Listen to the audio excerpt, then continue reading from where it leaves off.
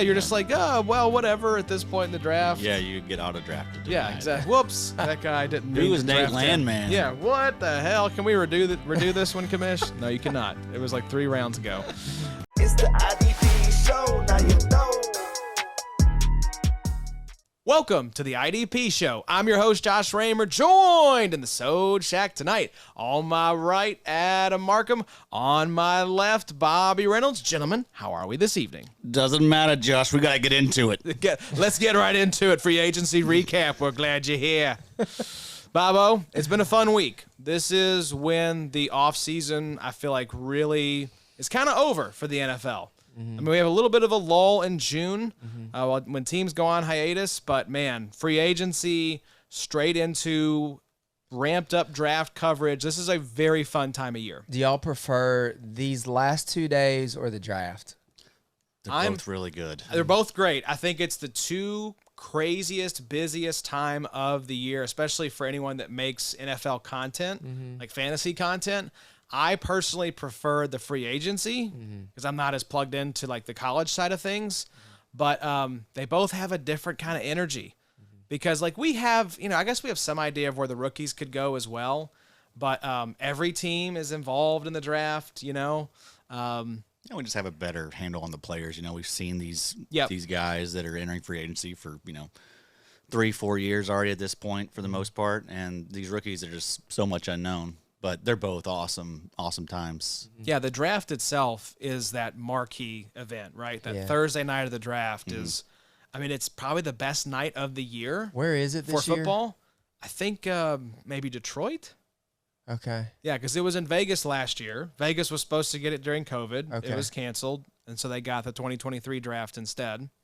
So, Aren't Green Bay getting it soon? Aren't our friends? It may be Green Bay. Our friends in Wisconsin, I think. Wasn't it in yes. Kansas Jeff City? Jake. Was it in Kansas City 2 years ago? Maybe it was. Yeah, I think it was Kansas City 2 years ago because last year was Vegas. I'm pretty sure. Shout out to those towns. Yes, You're listening from there. Yes, love Vegas. Love Kansas City. Vegas was the one they wanted the people to walk over the water. Yes, like on a boat. Players, yeah. But the weather was bad, if I'm remembering. It was in the fountain. It was in the the fountain at the famous resort there. Yeah. From like Ocean's 11 and stuff. Bellagio. Yeah, the Bellagio fountain. Thank you. Yeah, it just did not seem like a great movie. World Traveler. Yes, World Traveler. More cred for you. You surprise me every day with your movie knowledge. Yeah. But yes, welcome in. This is the free agency recap. We are going to be looking at all of the moves from the past 2 days. The legal tampering period has been hot and heavy. We've had some years where it's been like, okay, but these past 2 days, we've got a 16-page doc here. The moves have been coming fast and furious, Addy. And imagine not playing IDP. I know, right? We say this every year, but this would be not as fun if we didn't have these defenders. Because now we get to enjoy both sides. Yep. All the signings. Yeah, it's been great, dude. It's so many big names. We're going to get through all of them, but it's going to be a fun 2024. Yes, it is. Not a lot of landing spots that I'm not crazy about, Bobo. A lot of guys landed in spots, I think, with good opportunities. Yeah, I don't know what plays these days. Y'all are more in tune to, the world.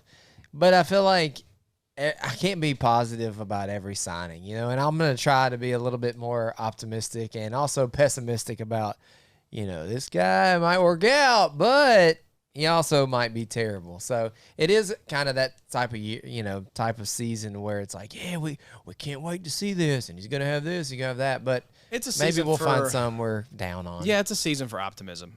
Yeah, because so far there's not a lot that I'm there's like hating. maybe I agree. a couple where it's like, I wish you would have gone somewhere else. You hate it for other players. Yeah. Josh, is that a helicopter? I think it is. Ooh. Or a very loud airplane. Yeah. Uh-oh. So, they're coming for us. They found us. All the one-star reviews have rounded together to take us out. We're in a helicopter. Well, boys, we got a lot to get into. So what we're going to do is we're going to go through and talk about position by position, DL, LB, and DB. And we've sorted these in these position groups by basically who got the most money.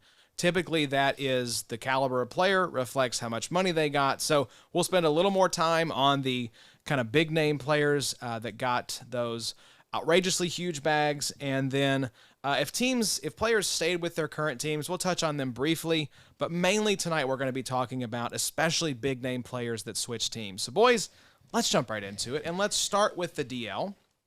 The two highest paid guys both stayed with their new teams. So Josh Allen, franchise tagged by the Jags. I think the Jags will get a deal done with Josh Allen.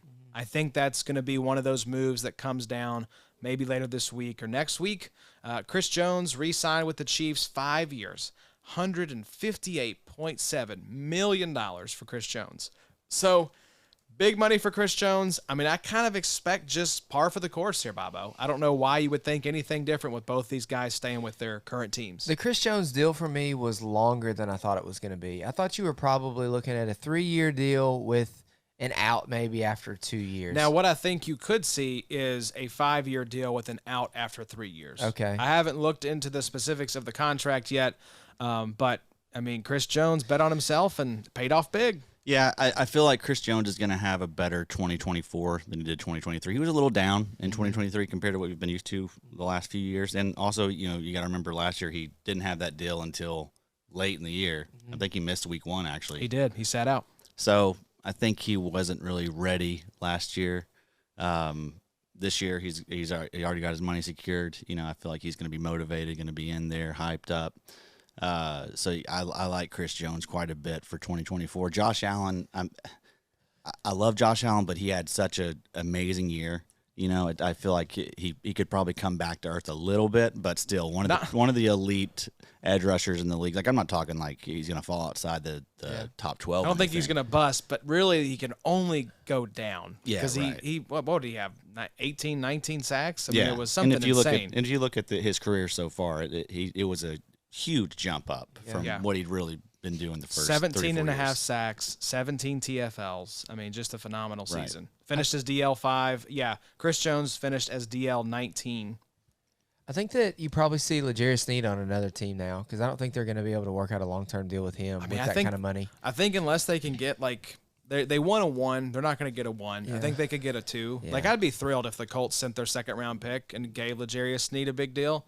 Would love that because our secondary needs help. I think there's a lot of secondaries that can use L'Jarius Sneed. I think a lot of people thought the Lions would be in on a possible trade. They made a nice one. They made a nice one we'll talk about. I think that would be good for him and McDuffie's value both because it was weird for them last year of like, is it a McDuffie week or a Sneed week? Well, and, with both them being on the same team, Sneed plays outside now. Yeah. McDuffie's playing the slot, which we'd prefer to have those guys in the slot. Okay, so I have to correct myself. So Chris Jones finished as DL26, his current ADP, which we'll be releasing the ADP on the website for paid supporters, probably here in about the next week or so.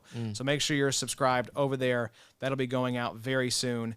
Chris Jones, was DL26, going as DL19. Still fine with that. Yeah, Josh Allen finished as DL5, going as DL5. Right. One thing I want to say about Josh Allen, shout out Benny Boy, really big Jags fan, but he says there's something correlated between Calvin Ridley. If they were to extend him right now, then there is a compensatory pick that goes to Atlanta. That's right. And there's a really weird like window of time to where it can either be like a second I think right it's now Friday. Or, maybe if it's Friday, then it's like a third or maybe not at all. So they send a third regardless. If they re-sign Calvin Ridley, it's a second. Yep. So I wonder if that has anything at all to do with Josh Allen's contract. I think, if you have to give, because what I read today was Calvin Ridley wants to go back to Jacksonville, but New England wants Calvin Ridley.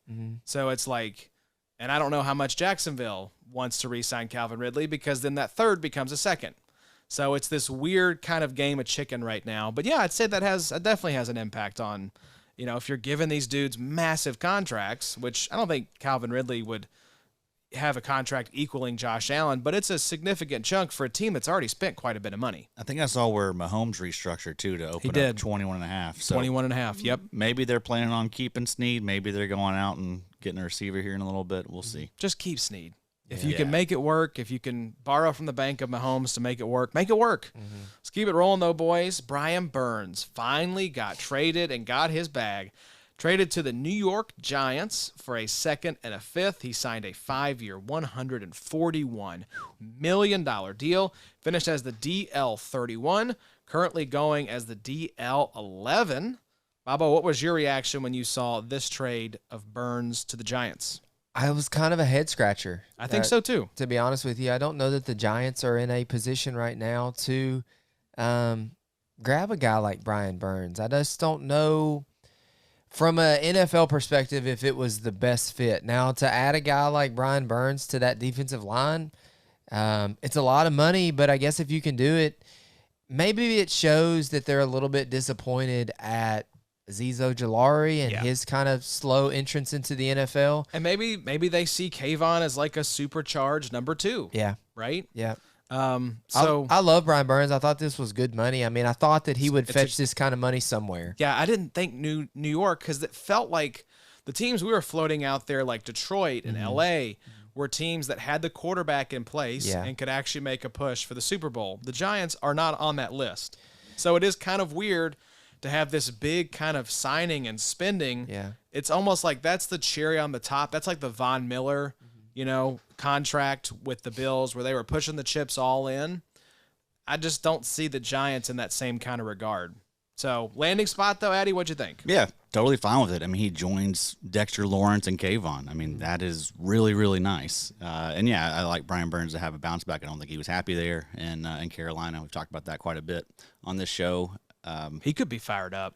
He should be fired up. I mean, he just got a massive deal. And I think Kayvon is really good. I mean, Kayvon played, I think, 980 snaps last season, so you could expect Brian Burns to be right there with him, which would be a career high for Brian Burns. Take some pressure off of Kayvon Thibodeau. You have Azeez Ojulari rotating in. You have that strong interior presence with Dexter Lawrence. Man. Honestly, I see it more of like a 1A, 1B type thing, because I think it was a couple weeks ago we were talking about, after 2024, could we see all of a sudden Kayvon in the same vein of like Aiden Hutchinson and Will Anderson? I think it will help having a guy like Brian Burns alongside you. Brian Burns is really young. Everybody needs to keep that in mind as well. This is not a 28-year-old signing. I think he's 26, right?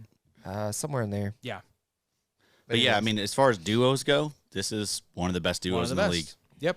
Kind of reminds me of like a Joey Bosa, Khalil Mack type of situation. Right. And another one we'll talk about here. I mean, you could put this duo up against another duo down in the Lone Star State. We'll talk about here in just a sec. But let's show some love to the interior defensive line, because the Las Vegas Raiders certainly did. Christian Wilkins signing a 4-year, $110 million deal. He finished 2023 as the DL19, going as the DL33. That feels like some pretty nice value by ADP, Addy. Yeah, I think so. He should. I guess the big question here with Christian Wilkins is he going to eat into Max Crosby tackle numbers? That's a great question. Because Max Crosby's been, I guess, the best at tackles for like a defensive lineman, edge rusher. So yeah, Christian Wilkins had 65 tackles in 2023, which was down compared to what he's done for the first part of his career. So I could see him bumping back or getting those tackles numbers up and probably coming down the sack numbers. The sack numbers were a little out of the ordinary. 10 TFLs and 9 sacks for Christian Wilkins. And his previous high was what? Do you have that pulled up? I don't know. It's not much. It wasn't 5 or 6. Right. Yeah. So, but this is a great move. I mean, Malcolm Kuntz, we expect him to take a large step. He'll be in a contract year.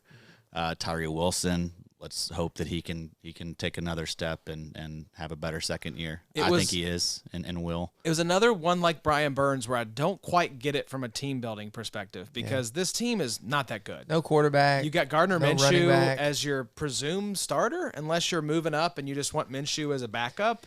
Monte Adams. I mean, but they have a front office that is historically willing to take a lot of swings. So who the new GM in Las Vegas is Tom Telesco, who was in Los Angeles with the Chargers and got them into cap hell because he was giving out all these massive bags. That is true. So may not be the best with money management. the Chargers are in cap hell right now. They're going to have to release like one of Khalil Mack, Joey Bosa, or Keenan Allen to get cap compliant. Yeah. So, but they're just built on strength, you never can go wrong paying good players. Right. It just was a little confusing from a team building perspective to. Yeah, a lot of needs there. Right. Need some offense. Definitely need a quarterback. Yeah. But I mean, if it sounds like they're gonna probably draft a quarterback from everything I've seen. a lot of people are saying it sounds like Gardner Minshew because of the contract is the guy. I don't know. I thought it was like high-level backup money. That's how all these quarterbacks get paid now. I think Jaden Daniels is going to be in play for them. So yeah, I agree. I think they're going to make a play for one of these rookies. They get one of these rookies. This rookie hits. Yeah, I mean, suddenly you're maybe the 2024 Texans. Exactly. So it can make sense. Let's talk about another guy though, interior defensive lineman, who re-signed with his current team. It was Justin Madubuike re-signing with the Ravens, 4-year, $98 million deal. He finished as the DL13 in 2023, currently going as the DL27. So value. Yes, love seeing Madubuike stick around. I just got him in the 4th round and one of the best balls I'm in. That's beautiful. Bobo, you took him, I think, in the first one that we did. I took him pretty early. I think it was the 2nd round. Maybe it was. Yeah. But I'm okay with it. I love him staying in Baltimore, I will say. That feels anytime you have continuity in a good situation, that's an arrow up for me. Or at least like not an arrow down. Yeah, it just goes to show you that, like, even in IDP and the NFL, it's hard to find IDLs or edges, and when you have a good one, when you have one that you feel like is elite, especially IDL, man, it's really hard to get pressure from the interior. You got Justin Madubuike here, who's got 13 sacks in 2023. Now, I do expect some regression in 2024. I felt like he was really efficient last year, 12 TFLs. I don't know that he will quite get to maybe not even the double-digit sacks, but I do like the 56 tackles. I think he's going to be a wrecking ball there for the next several years. He's still a young guy. We all kind of thought that he was going to stay around for a while. I'm a big fan. I'm a big fan of this move. Because they tagged and extended him. So he was going to be there regardless, but seeing the long-term deal, you feel good about Madubuike there in Baltimore. Who is Clowney's a free agent? Yeah, what about Van Noy? He's a free agent as well. Yep. Wow. So they'll do the same thing. They'll get somebody in there. Imagine if Dante Fowler could be a name. Like Khalil Mack. Khalil Mack or Bosa hits the waiver. Yeah, right. Waiver wire. That'd be huge. That'd be a very nice landing spot. Anybody else out there kind of lingering that would work for them? Zadarius Smith re-signed with the Browns. He did. Let me pull up that free agent tracker. Available now on the IDPshow.com. Available now. Get yours for 4 easy payments of $69.99. Next up, though, while Addy pulls that up, Jonathan Greenard signed with the Vikings on a 4-year, $76 million deal. So congratulations to Jonathan Greenard for cashing in big time with his 2023 season, 52 tackles, 15 TFLs, and 12.5 sacks. Bobo, I know you are the original Jonathan Greenard stan. He finished last year as the DL15, currently going as the DL26. How do you feel about the new landing spot there in Minnesota? It feels very rewarding for Jonathan Greenard. We saw that small little sample size a couple years ago. He had that 4 or 5 week stretch of just several sacks. Several multiple sack games in a row. And then he got hurt again. And we finally saw him put it together last year. 12.5 sacks there for the Texans.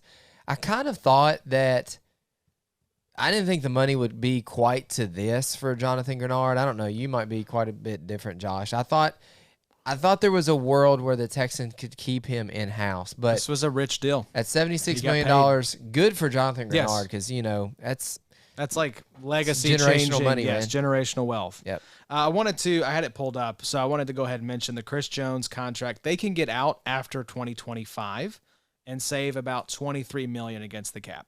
Okay. So this year, this year the dead cap is $60 million, so no. 2025 the dead cap is 52.7, so no. But for 2026 it would be a $23 million cap saving. So like we said, a 5-year deal that you can get out of after 2 years. So I think that makes sense for both sides. Addy, you are a Vikings fan. What do you think about Greenard landing there in a kind of Will Smith looking around the empty room as far as the edge rushers go right now? Yeah, as far as opportunity, Will's up. For IDP, I love this. He's going to, Flores is one of the better defensive minds in the league. We've seen a lot of, kind of pass rushers do really well there in Minnesota. We saw Wanham have a really good season last year. So, I expect Greenard to really give us more, more of the same from his first few years in this league. And also I love Van Ginkel, man. I think that was a really underrated signing. The question is, would you have rather just paid Danielle Hunter, or do you like the two the 2-for-1. I think it makes sense more than the Burns one because you see a Burns coming into a team that doesn't have a plan for quarterback. And the Vikings don't necessarily have a plan for quarterback right now, but at least they didn't choose to lock up Kirk Cousins for $100 million. I feel like bringing in a younger edge indicates that, they're kind of wanting to keep Justin Jefferson happy. They're probably going to draft a quarterback, and it's going to be Darnold and somebody else. I don't dislike the signing. I think it was probably time to move on from Hunter, just from an age perspective. Get younger Greenard, maybe allocate some money elsewhere. What did Hunter's deal end up being? It was basically like 2 years, 49. So Okay. like Very similar. 25 per year. AAV for Greenard is $19 million. So he was a little bit cheaper than Hunter. Van Ginkel was $10 million. So let's look at Van Ginkel's deal. Van Ginkel could be he's gonna be awesome. He could be a smash. He's gonna be so good. 2-year, $36 million deal. So for who? For Van Ginkel, I think it was 2 years, 20. Was it 2 years, 20? Okay, I'll with check like that. $14 million guaranteed. Okay. But he's going to do awesome there. I'm excited about Van Ginkel. To answer your question, I think I'd rather have the combo. Yeah, I don't hate it. It's close. I don't hate it. It's close. I think it's fine. Yeah, I'm not. Wanham's definitely gone.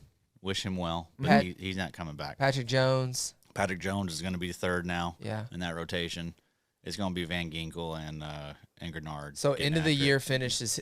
Greenard finished better than his ADP right now. DL 26. He's going to have all the opportunity in the world. And that's going to bump up higher. Yeah. Greenard's going to he'll be drafted in the fourth, fourth round of these IDP only best balls. Van Ginkel is going to be the guy that I'm having a lot of because he'll still.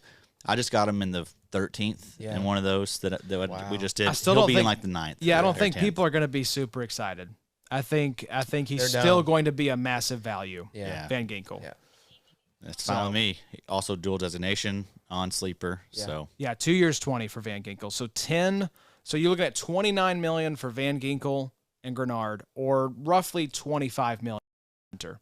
I think the combo is a nice. And you got an extra year of Greenard, and that could easily look like a value. If Greenard comes out and puts up 15 sacks, 19 per is a value. Maybe we haven't seen the best of Greenard yet. Yeah, maybe he could take another step. Probably not. Here's the question: Van Ginkel played a little bit of off ball in Miami. I feel like he's going to be exclusively an edge rusher. Yeah, I think in so. Minnesota. I think so. Because we have another move to talk about here in a little bit with someone else coming over to fill that linebacker spot next to Ivan Pace. So I think, Van Ginkel is going to be a great value because this will probably, I think it'll be funny to track in the ADP, but I think all these guys that we're going to mention tonight are going to be rising in the ADP. Yes. Oh, and also in the ranks, I would say. I mean, for Greenard, this probably bumps me up pretty high. Would you rather him have stayed in Houston, or do you like this landing spot better? I feel about the same. I think it's a pretty I think they're both equivalent. they're both good spots, Yep. Dynasty, do you want Greenard or Hassan Reddick? Greenard. Mm-hmm. Wow. Yeah. I mean, it makes sense because I think Reddick is like 30, 31 He's right 29, I believe. Greenard Okay. is 27. Okay. Yeah. I'm looking right and now. then there's the talk about, maybe they trade Move Reddick. on for him or Sweat. But Reddick would ball there if he sticks around Yeah. in Philly. Yeah. I hope Sweat's the guy they get rid of. I do too, man. Sweat really disappointed last year. So another guy sticking around his current team, Leonard Williams, re-signed with the Seahawks, 3 years, $64.5. Had to do it. Yeah, you He did. had him. I mean, he had him by the balls, boy. You pay a second-round pick for the guy. You Yeah. kind of have to get this Can't let guy him leave. re-signed. The old So, Jamal Adams deal. not a huge needle mover Yep. for IDP. It was DL 47 last year, going as DL 77. But let's talk about. I like Leonard Williams a lot, though. I've already drafted a ton of him. I'd say probably out of the 6 IDP only best balls I've done, I've probably come away with 4 Leonard Williams shares. Can't wait to. Probably won't be the case now. This will bump him up a few more rounds. That's some nice value. 47 finish, 77 ADP. Yeah, and when you look at his career and the stats, I mean, he's solid every single year. He's like 60 tackles, between like 6 and 8 sacks. I live for that. That's what you want, like in those rounds 12, 13. little discount Not Christian sexy. Wilkins. Yeah, Not just sexy, but Heavy solid. tackles. He's going to sprinkle in solid some sacks. floor, Yeah. and then he'll give you some 20, 25-point games. I don't know how much you're using him probably in like managed leagues. Exactly. But in best ball. Exactly. That's a gonna be- nice double to hit in the mid rounds. Yeah, and whenever you listen to our analysis now, guys, just assume best ball for the most part. Especially right now. Because honestly, best ball is so good because a lot of these players really don't matter Yeah. in your redraft leagues. I mean, because there's there's a lot of really good players now on defense. Yeah. You don't have to chase any of these guys. Yeah, you can stream. That's not available to us in best ball. So it does open up the pool of guys that we can talk about, especially in these deep drafts that are IDP only, 30-plus rounds. Best ball is always so fun because Justin Madubuike was like, I don't know, outside the top 100 edges last year in ADP, and now you're going to be, a third rounder probably by the time the season starts as far as ADP goes. Let's say third or fourth round. That's He'll be fun. a top Yeah, 40 pick. So let's talk about Those are probably the most fun in fantasy is like the Jack Sanborns.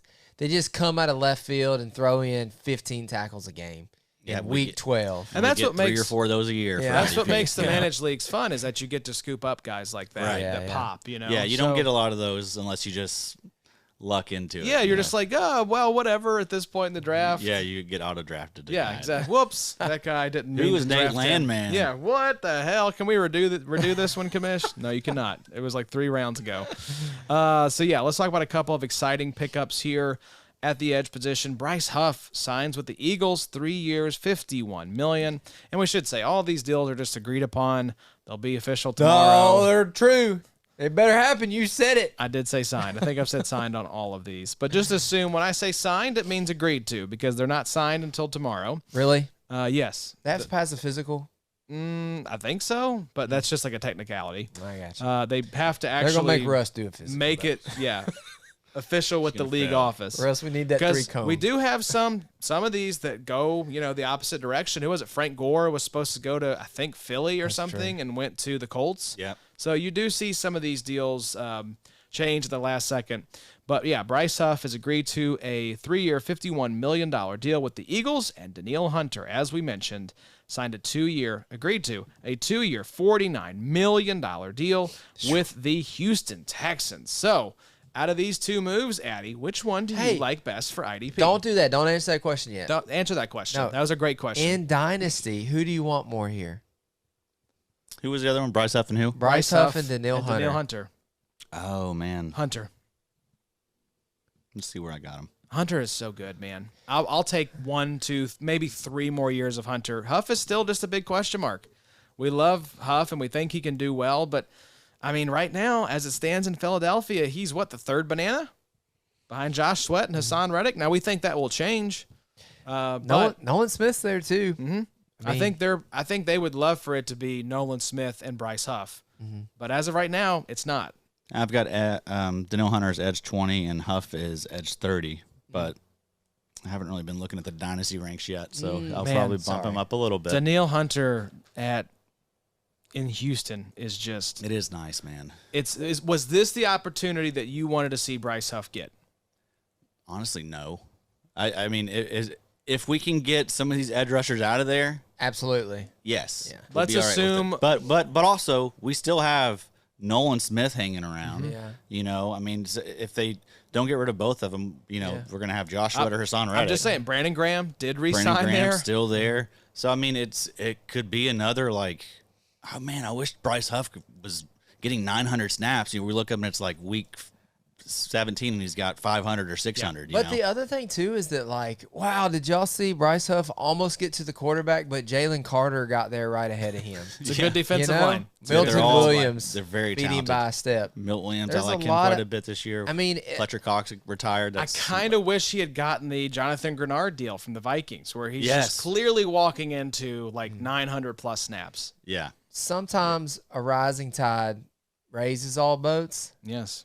But sometimes bad if they it sunk ends all up boats. like Grand River on July 4th, where these boats are just running into each other. Everybody's drunk, Dehydrated. dehydrated. Or what's that country song? Pontoon, about a pontoon boat. She thinks my tractor's sexy. No, that's not it. It's a classic. It is a classic. It is a classic. My answer to that one would probably be Danielle still. Until Huff takes another step.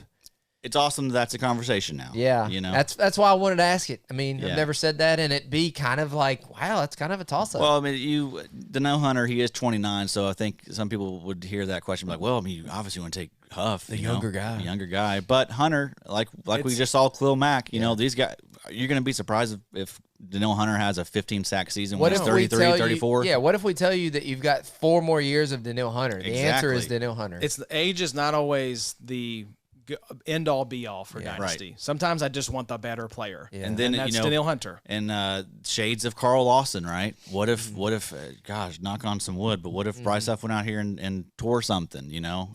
Just completely different situation suddenly.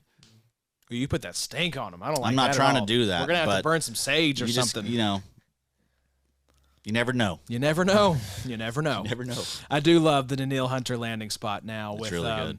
Will Anderson there. We'll talk about Danico Autry there as well. That's scary. You've got D'Amico Ryan fired up on the sidelines. Oh my God, great head coach. We'll talk about the linebacker additions. This team could be very good. Yeah, your Colts are in trouble, Bo. Yeah, we'll talk about them actually right now because they re-signed Grover Stewart, 3-year, $39 million deal. A guy that is far more relevant for the NFL than the IDP side of things, so we can keep it moving. Andrew Van Ginkel, we mentioned signing with the Vikings, 2 years, 20. That was cool. The Vikings. The Vikings, yeah. I was. They should drop the G. Yeah, They really should. Having like a hiccup situation. The Vikings would be good for Kentucky. They could just make Kentucky shirts that say Vikings. Yeah, we drop it anyway. Yeah, we're gonna flatten it and smush it and make it shorter.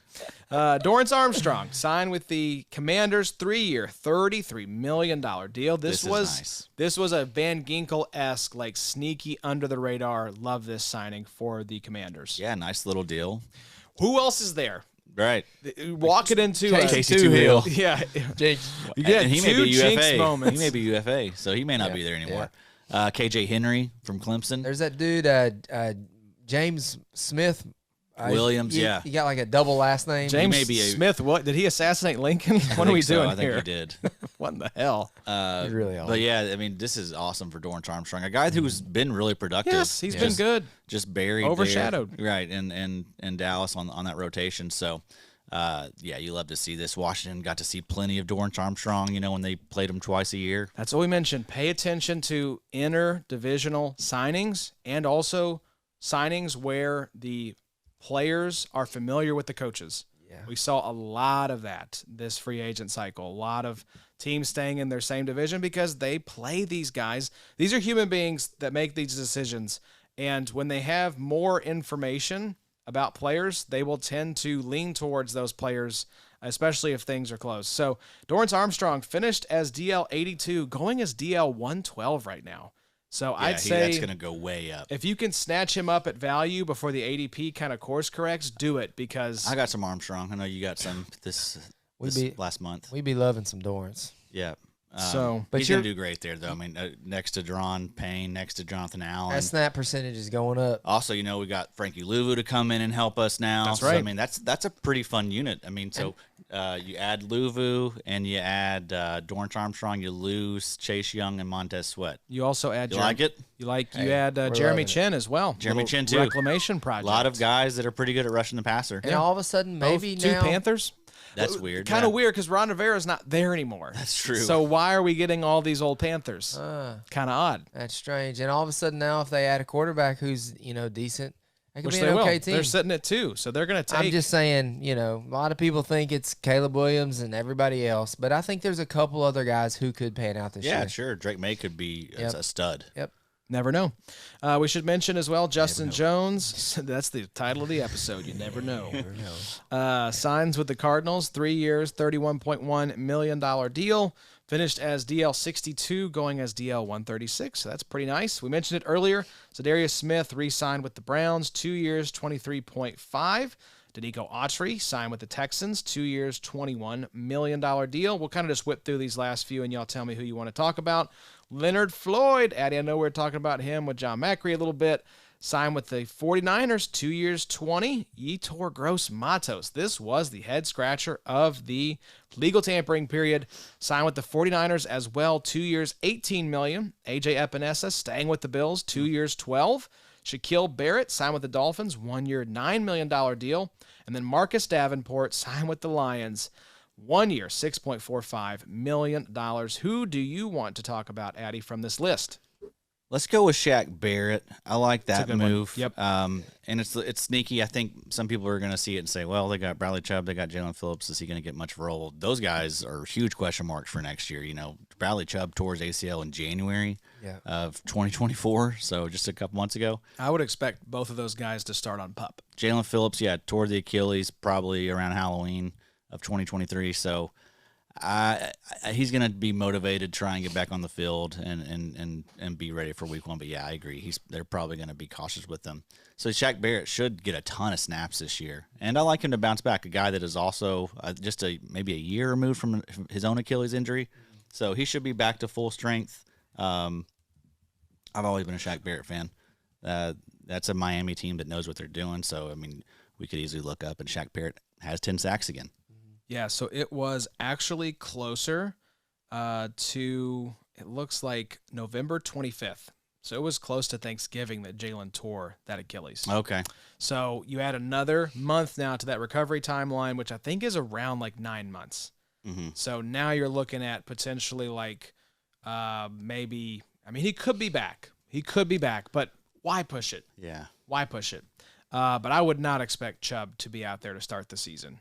That would be remarkable if you had both of these guys start the season. That's a team, though, that, I mean, they're not going to be very good, I don't think. It's just defensively, definitely not. They're not going to be anywhere near what they were last year. Christian Wilkins gone, Van Ginkel gone. Yeah, and these guys are not going to be themselves probably for a year, you know? Usually you see it with those types of ACL, Achilles. It's the year after they come back when they really are back to full strength. So there's a world where, you know, Miami feels the pressure to get these guys back quicker. Also, Jalen Phillips is in the final year of his deal, I believe. So Miami's going to have some choices to make with him.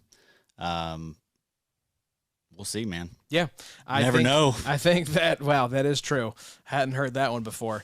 I do think that he is going to get a ton of run, Shaq Barrett, early in the season. So, yeah, he's the big winner here. He's the one that I want out of all these edge rushers for 2024. Yeah. Bobo, anyone from that list that I mentioned strike your fancy? Don't kill me, but Yetur Gross-Matos is a little interesting for me.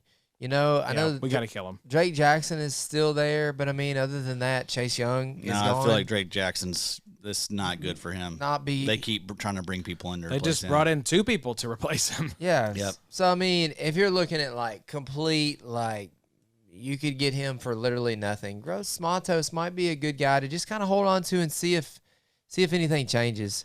19 pressures last year on 465 total snaps.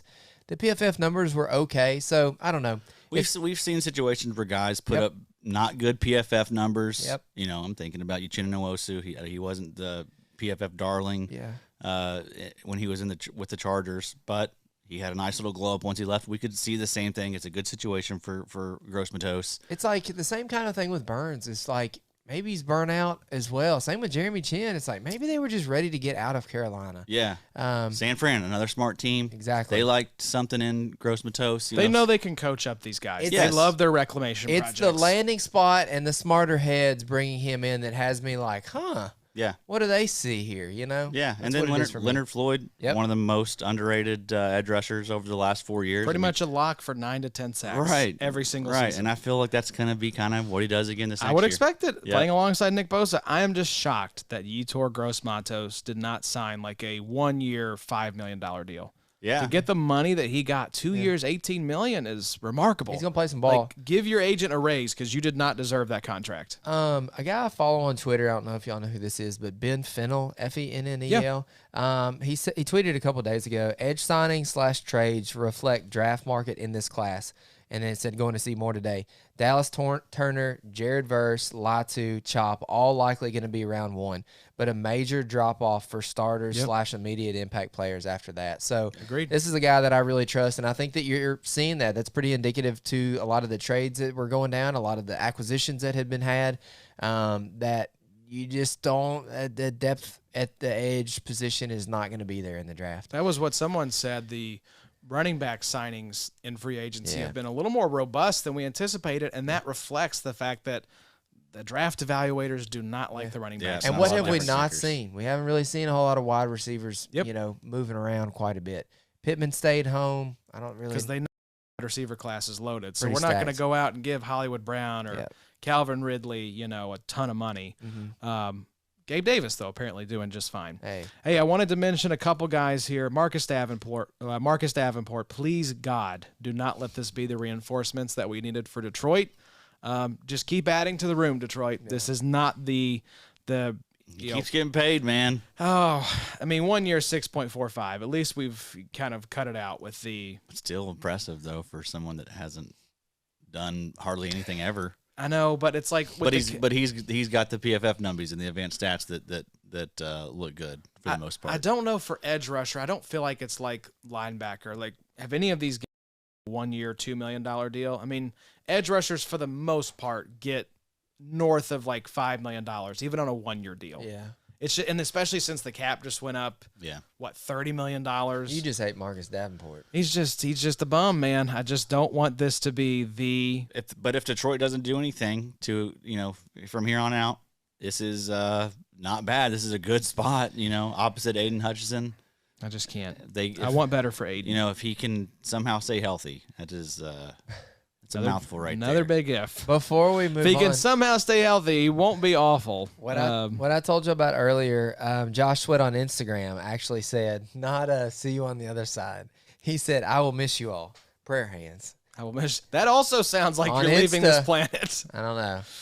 Yeah. These guys are too old to be doing this stuff. A lot of guys. drama. A lot of middle school stuff. Let's stop that stuff. I did want to ask, AJ Epinesa going back to Buffalo, kind of wanted to see him get a fresh start somewhere else. Yeah. But, Leonard Floyd now gone. Von Miller was a shell of himself last year.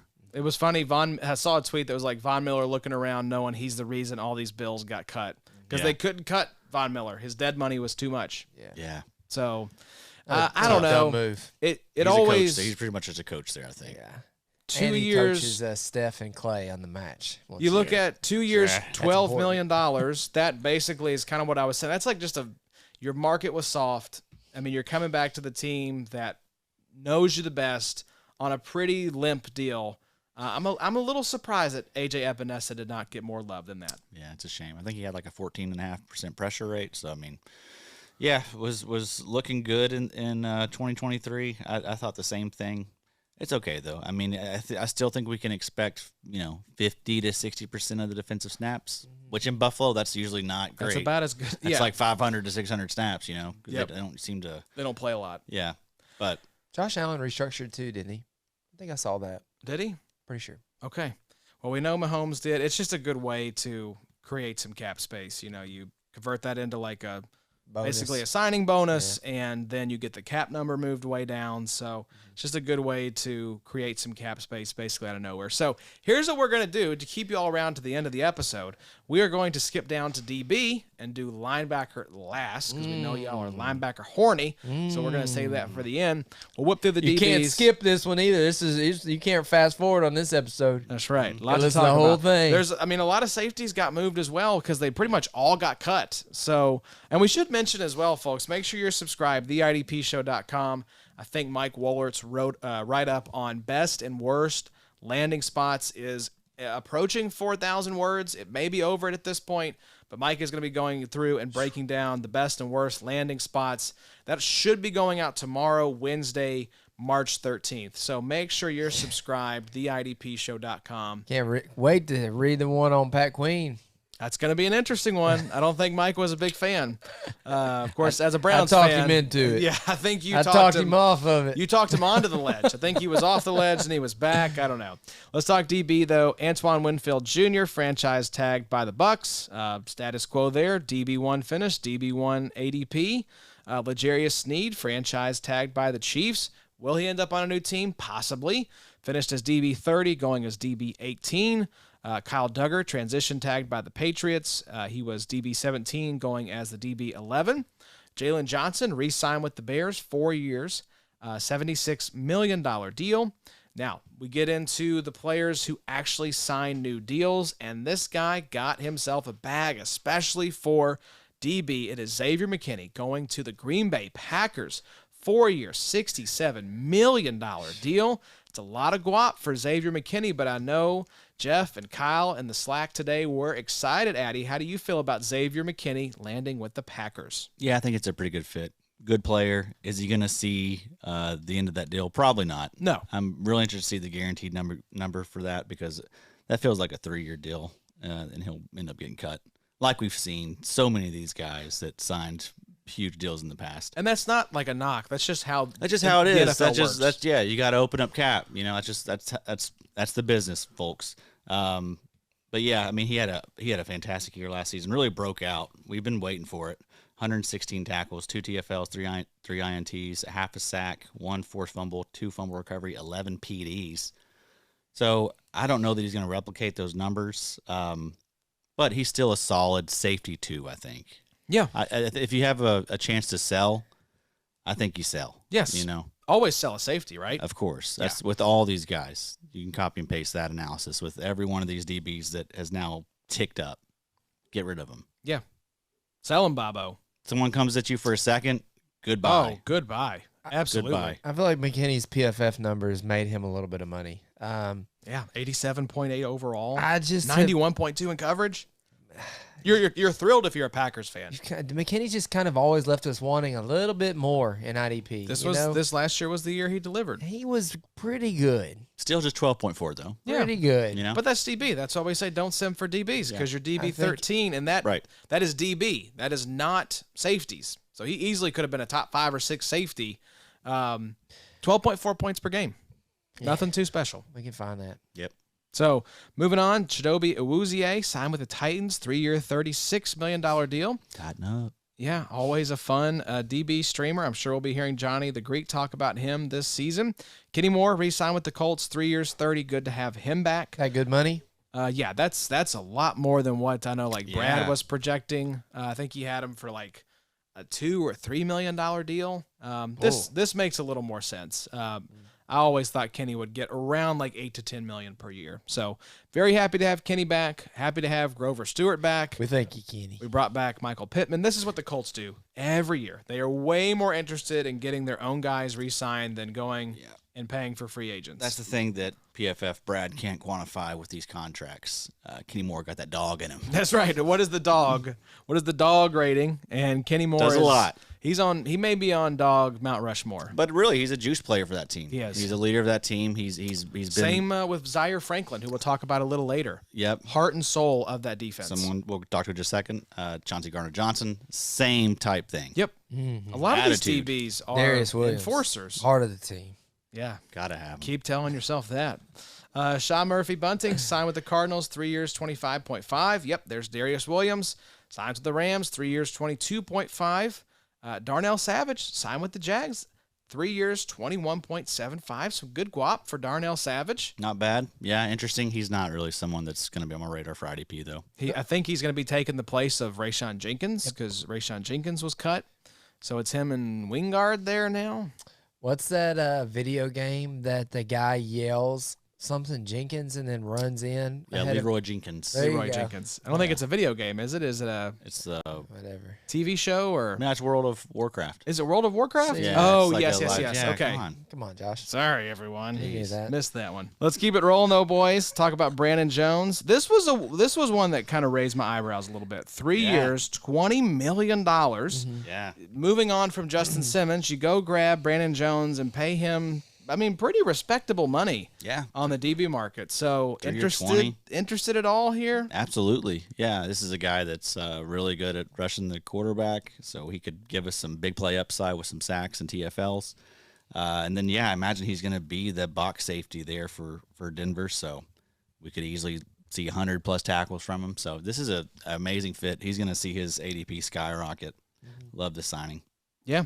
Bobo, I know you're excited about this next one. Keyshawn Nixon re-signed with the Packers, 3 years, $18 million. And as Evan Ringler pointed out today in Slack, the new kickoff rule, should it pass, should result in a lot more kickoff returns than we have seen previously. Yeah. Shout out Ringler. That dude's a whiz. Shout out this dude right here, snatching old Nixon right ahead of me in Best Ball 5 a couple shout weeks out ago. you for the shout-outs. I'm here for the shouts. I appreciate it. Here for the shout-outs. But, yeah, exactly. Keyshawn Nixon. I was thinking that today. You know, they were talking about, me and a friend were talking about Devin Duvernay and how he does punt and kick return, and now he's on the Jaguars. But you really, unless it's a influential wide receiver who does that, they're not really worth starting. But if you've got a cornerback like Keyshawn Nixon who is that kind of a specialist, and we talked about last year, like, wow, actually not last year, 2 years ago, like what happens if this guy starts getting like meaningful IDP snaps and is doing punt and kick return? Not only is he really good on punt and kick, but he's also like a really good corner. He's a nice little scrappy, kind of lines up in the box every once in a while. So Keyshawn Nixon is a guy that I'm probably going to, be rostering not only in a bunch of these best balls if Adam's not in it, but a lot of my dynasty leagues as well. He's going to be a little discount McDuffie for me this year, I feel like. Well, you look at, he's a discount right now, finished as the DB7, going as DB45 right now. Let's go. Thank you. That'll change with this, because I think there was some ambiguity around what if he lands somewhere else and doesn't get the kick return. He's a lot less appealing. What is the new kick return rule? Just that it would be similar, from what I understand, it would be similar to what the XFL did, where you have the two teams lined up like, I think, 5 to 10 yards apart, and the ball is kicked, I think, so that it doesn't wind up in the end zone. You don't want to kick it in the end zone because you're going to be penalized, essentially. Wow. And the two teams are not allowed to move until the ball is caught. So it reduces the risk of concussions because they're not running at each other at like full speed. Miles per hour is still low. So the number of concussions in the XFL on kickoffs was almost non-existent. Really? Because of this rule. So very happy to see the NFL adopting their own version of that. Potentially. We'll see if it passes. That's a waste of a play. The whole kick. Why are we kicking the ball? Just put the ball at the 30 or whatever. Let's stop the kickoff. I think that took a lot away from the NFL. It's a useless play. That kickoff return, it needs to be there. Yeah. I mean, if Nixon got more, though, that would be ridiculous. I think it was at 1,000 return yards. Yeah. You give him more, it's like, could he get? I mean, he'll be averaging 15. It'll be like Marcus Jones. Yeah. You know? Yep. I think he did have over 1,000. He was going nuts.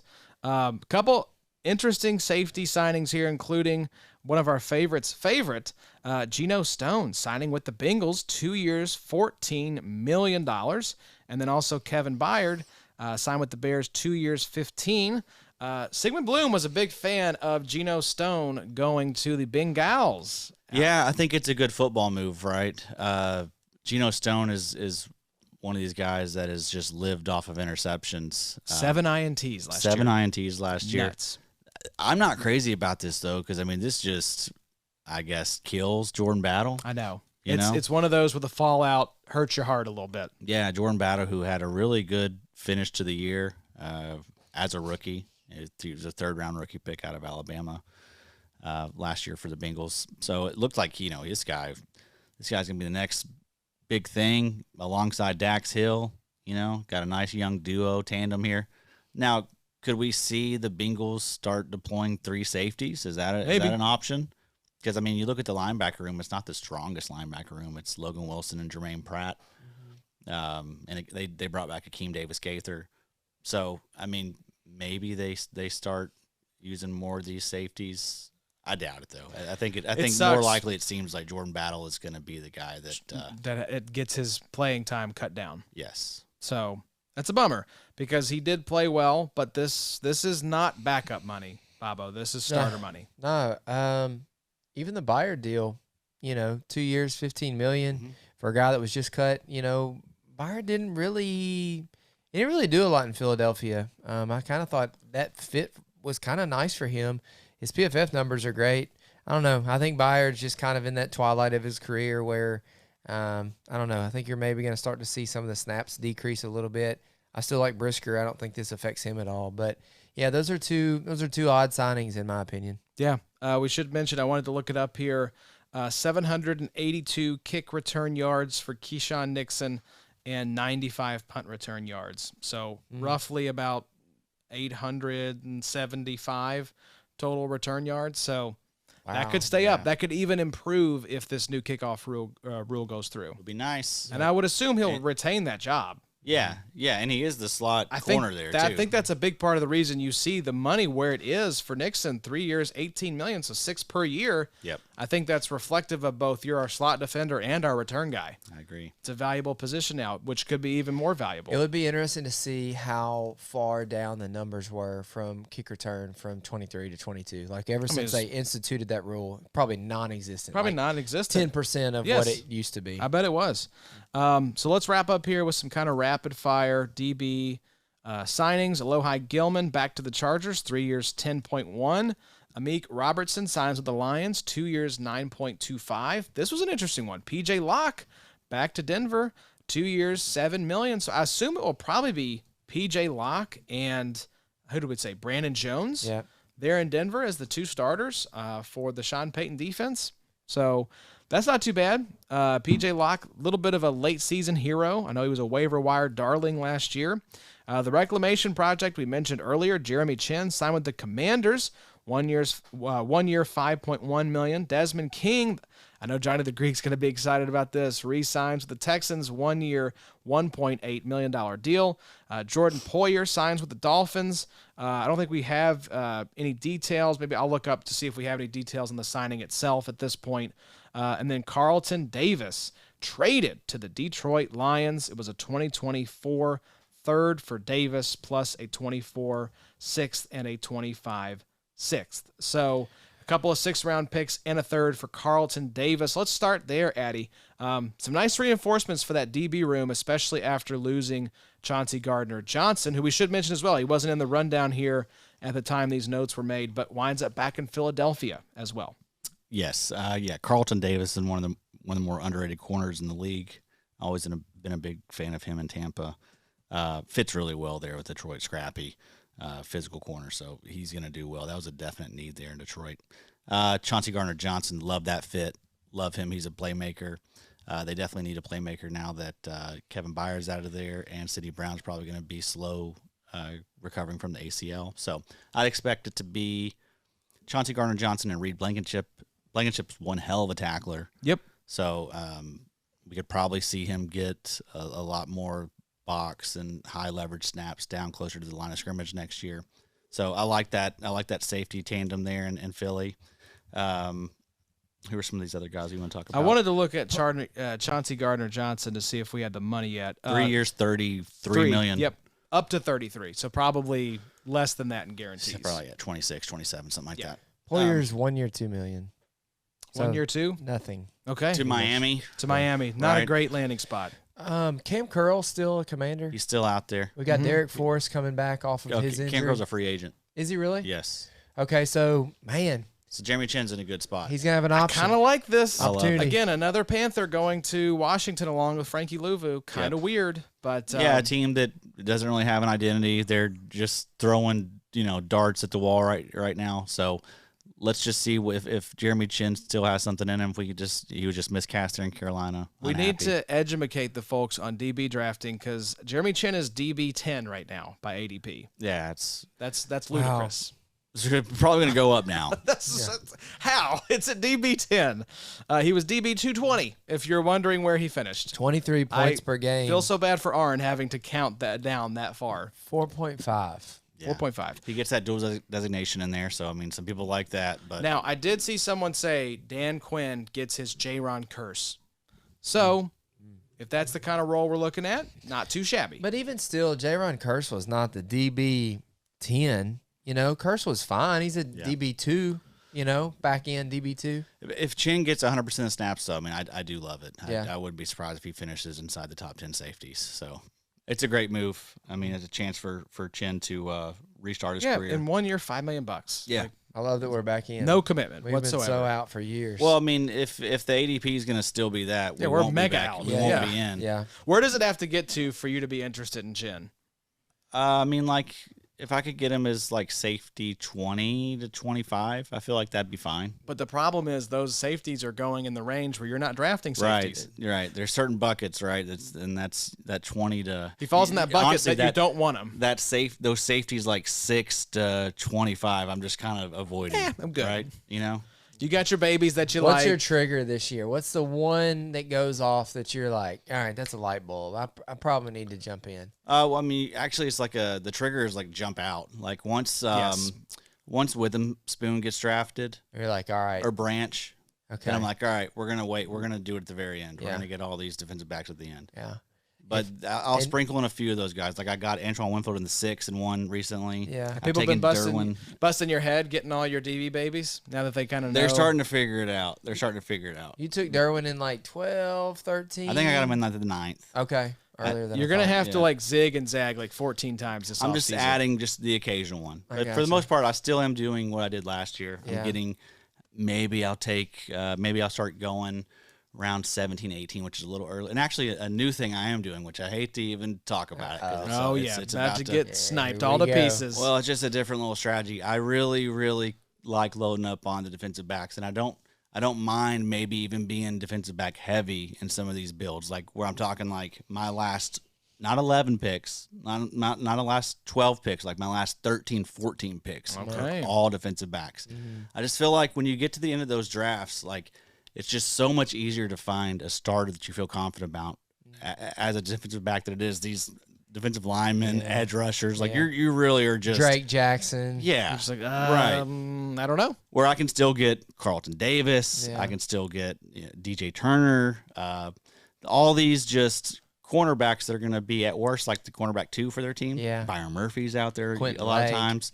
A lot of these guys, man, you can just always find these values at cornerback. So I was looking back through some old drafts, and I did notice those. I did a little bit of this last year towards the end, beefing up these teams with a bunch of defensive backs. And Beefy those teams did very well. And I looked at like the end of the season, those defensive backs were always in the IDP flex, where we have like 4 IDP flex. It was always defensive backs in there. Well, and especially if you do the cheat They're code. going to start DBs in the first round. Yeah, truly. No, still do The it. first You 13 just picks. start the draft a little earlier.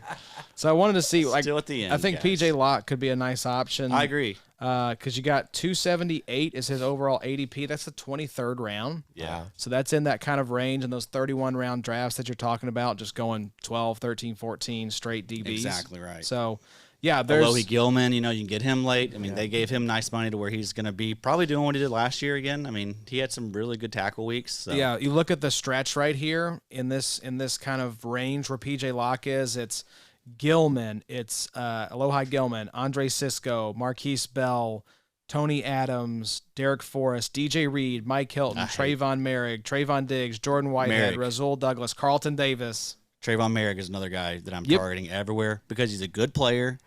His role changed in 2023. He started playing a lot more box snaps, slot snaps, and he was productive for the first time. But actual good player. I'm not worried about him losing his job. That's what I'm looking for in those late rounds, and it's much easier to find defensive backs that fit those parameters. Yeah, just get a starter.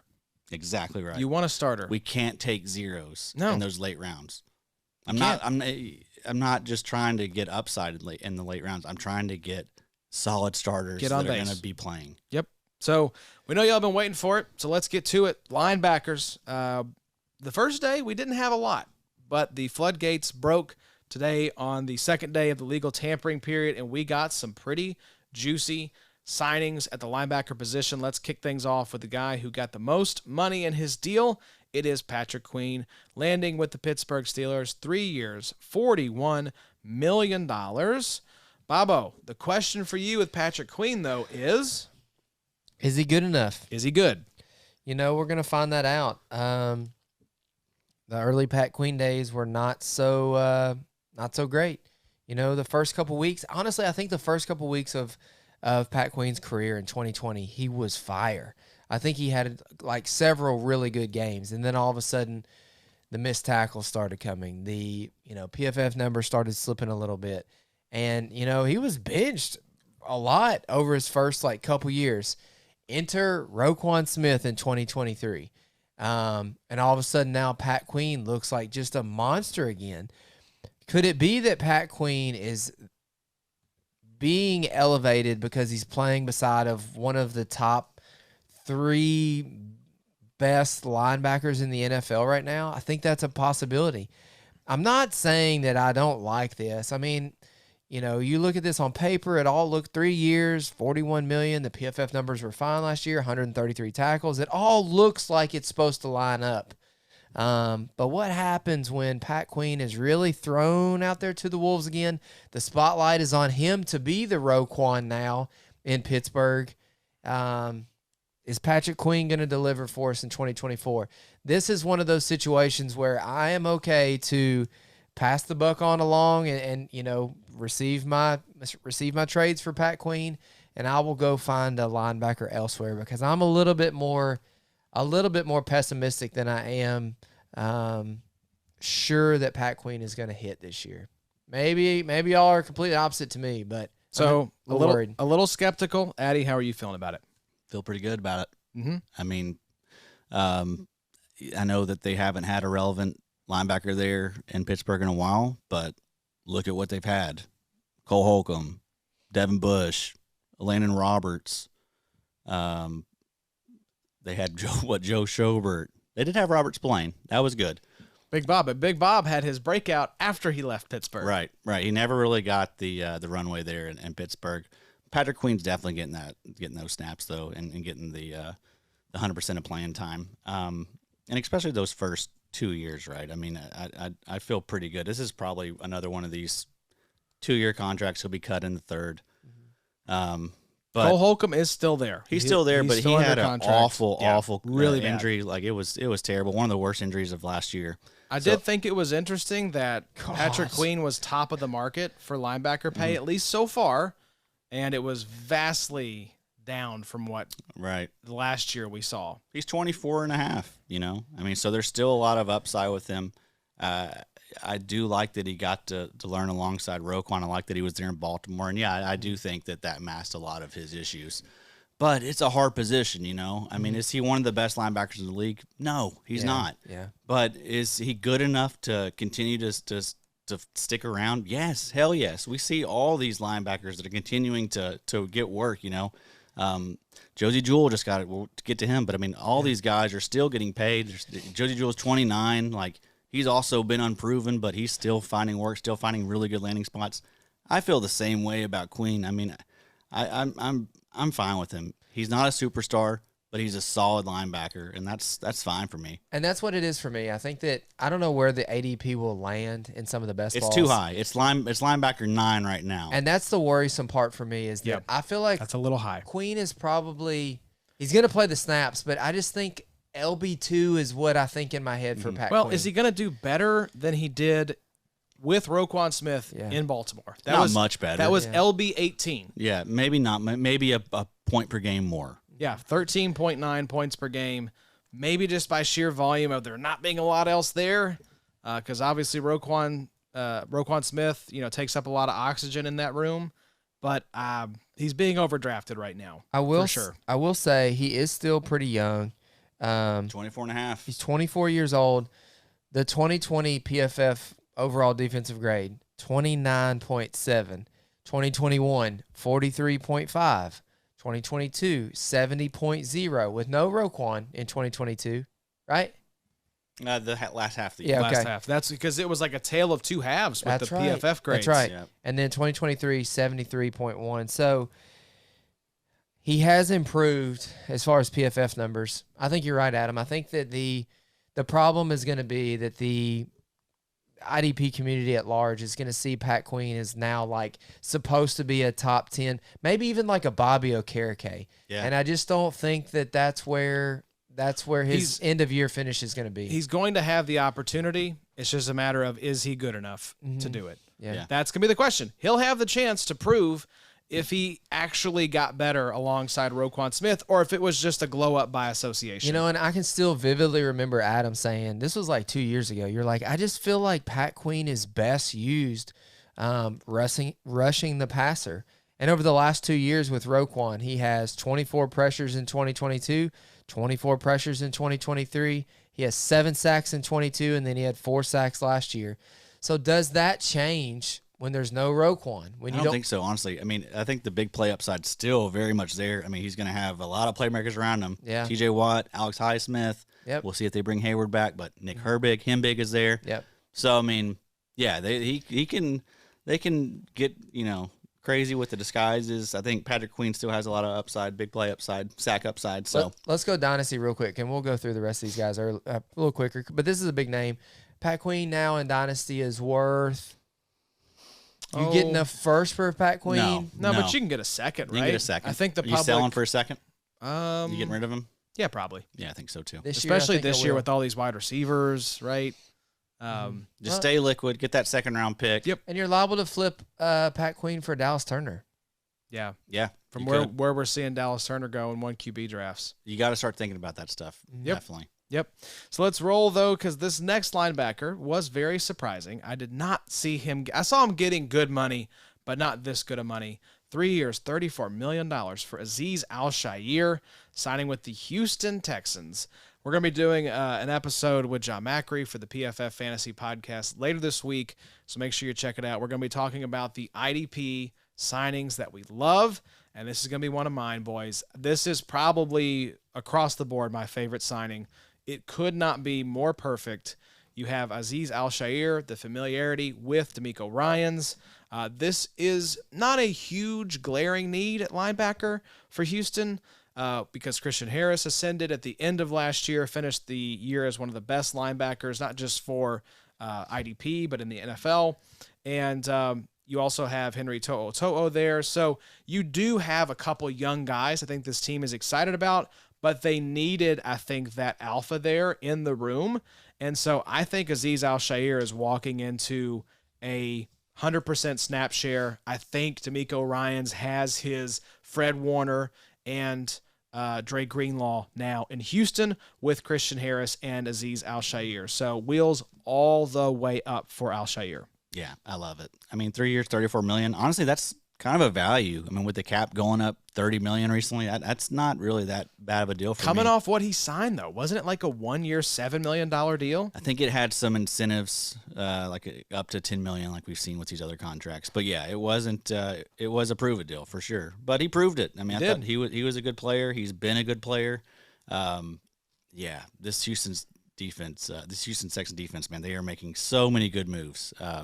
I mean, they've had the best. I think they've had the best free agency. Normally, you don't want to be one of the big spenders, but this is a team where I think it makes a lot of sense with where they're at as a franchise. Rookie you got rookie quarterback. Right, exactly. Go spend right now. Exactly. And the defense was already playing, above its weight class. They got a lot out of that unit that really wasn't that talented, and that's a large part because of the coaching. But now you add some talent in there. And, I'm very excited for that you team. have talent at every level now. You've got Will Anderson and Danico Autry, and you bring in Danielle Hunter. You're adding Azeez Al-Shaair to go with. Is that the best duo, which is... I think you could make the case.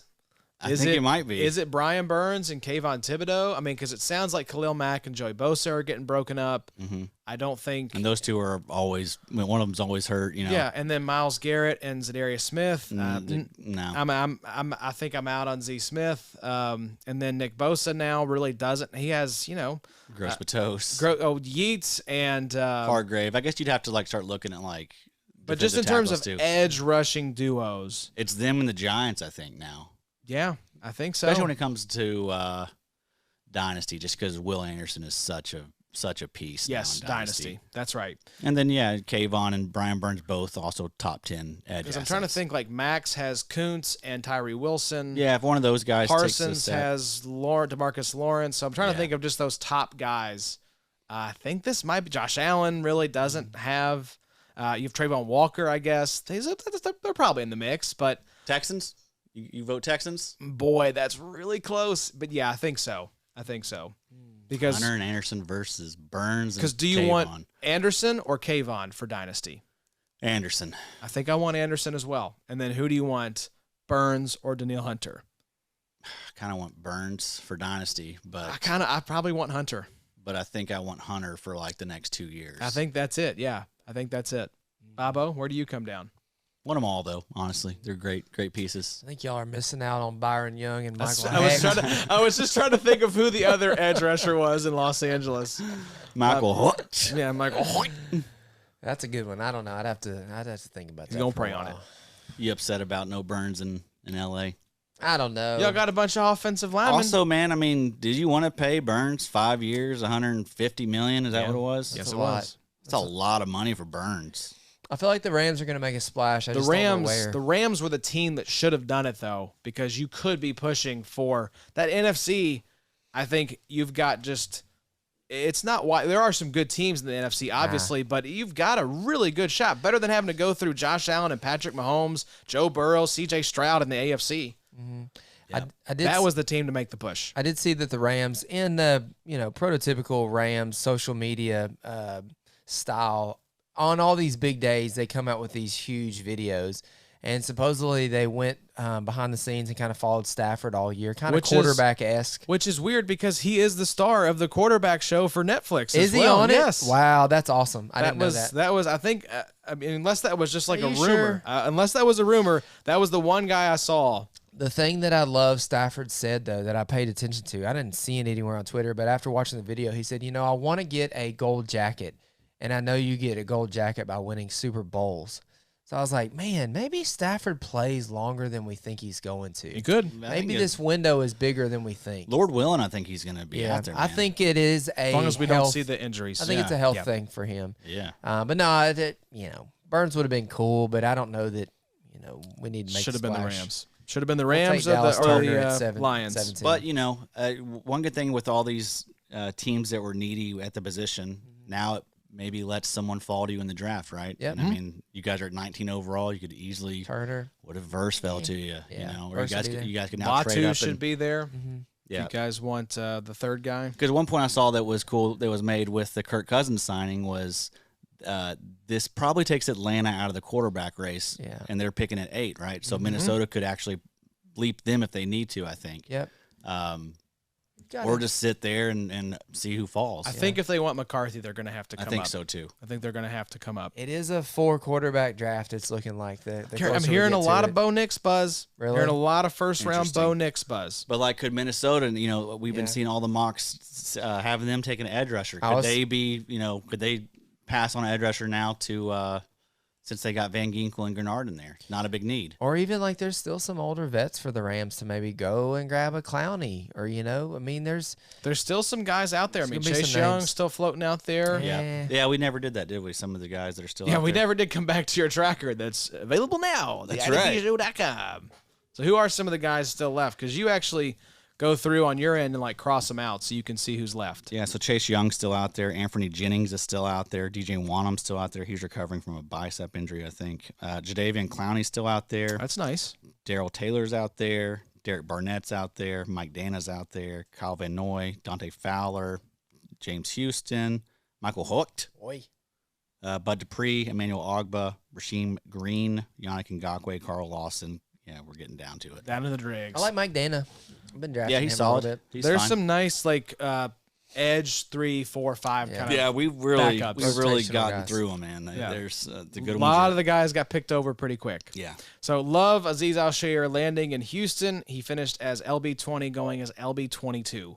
So I think another. I see him as a high-end LB2. I've already bumped him season. up, actually, in the rankings, and I took him pretty early. I would not be surprised. I took him over Bobby Wagner, C.J. Mosley. Yes. Yes, because we know where he has landed, and we know he's a good player, and we know how he's going to be deployed because this coach knows Azeez Al-Shaair and loves him. I have him as LB14 now. Yeah, that's what I was going to say. I could see him flirting with that back-end LB1 range.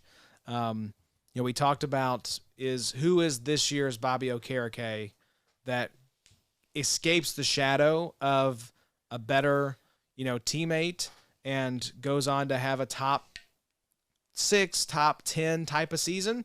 It's not going to be Willie Gay. We'll talk about him in just a little bit, and I don't think that dream is going to be realized. Could be Patrick Queen, could be Azeez Al-Shaair. Could be Willie Gay, old Stinky Pete. We'll talk about it.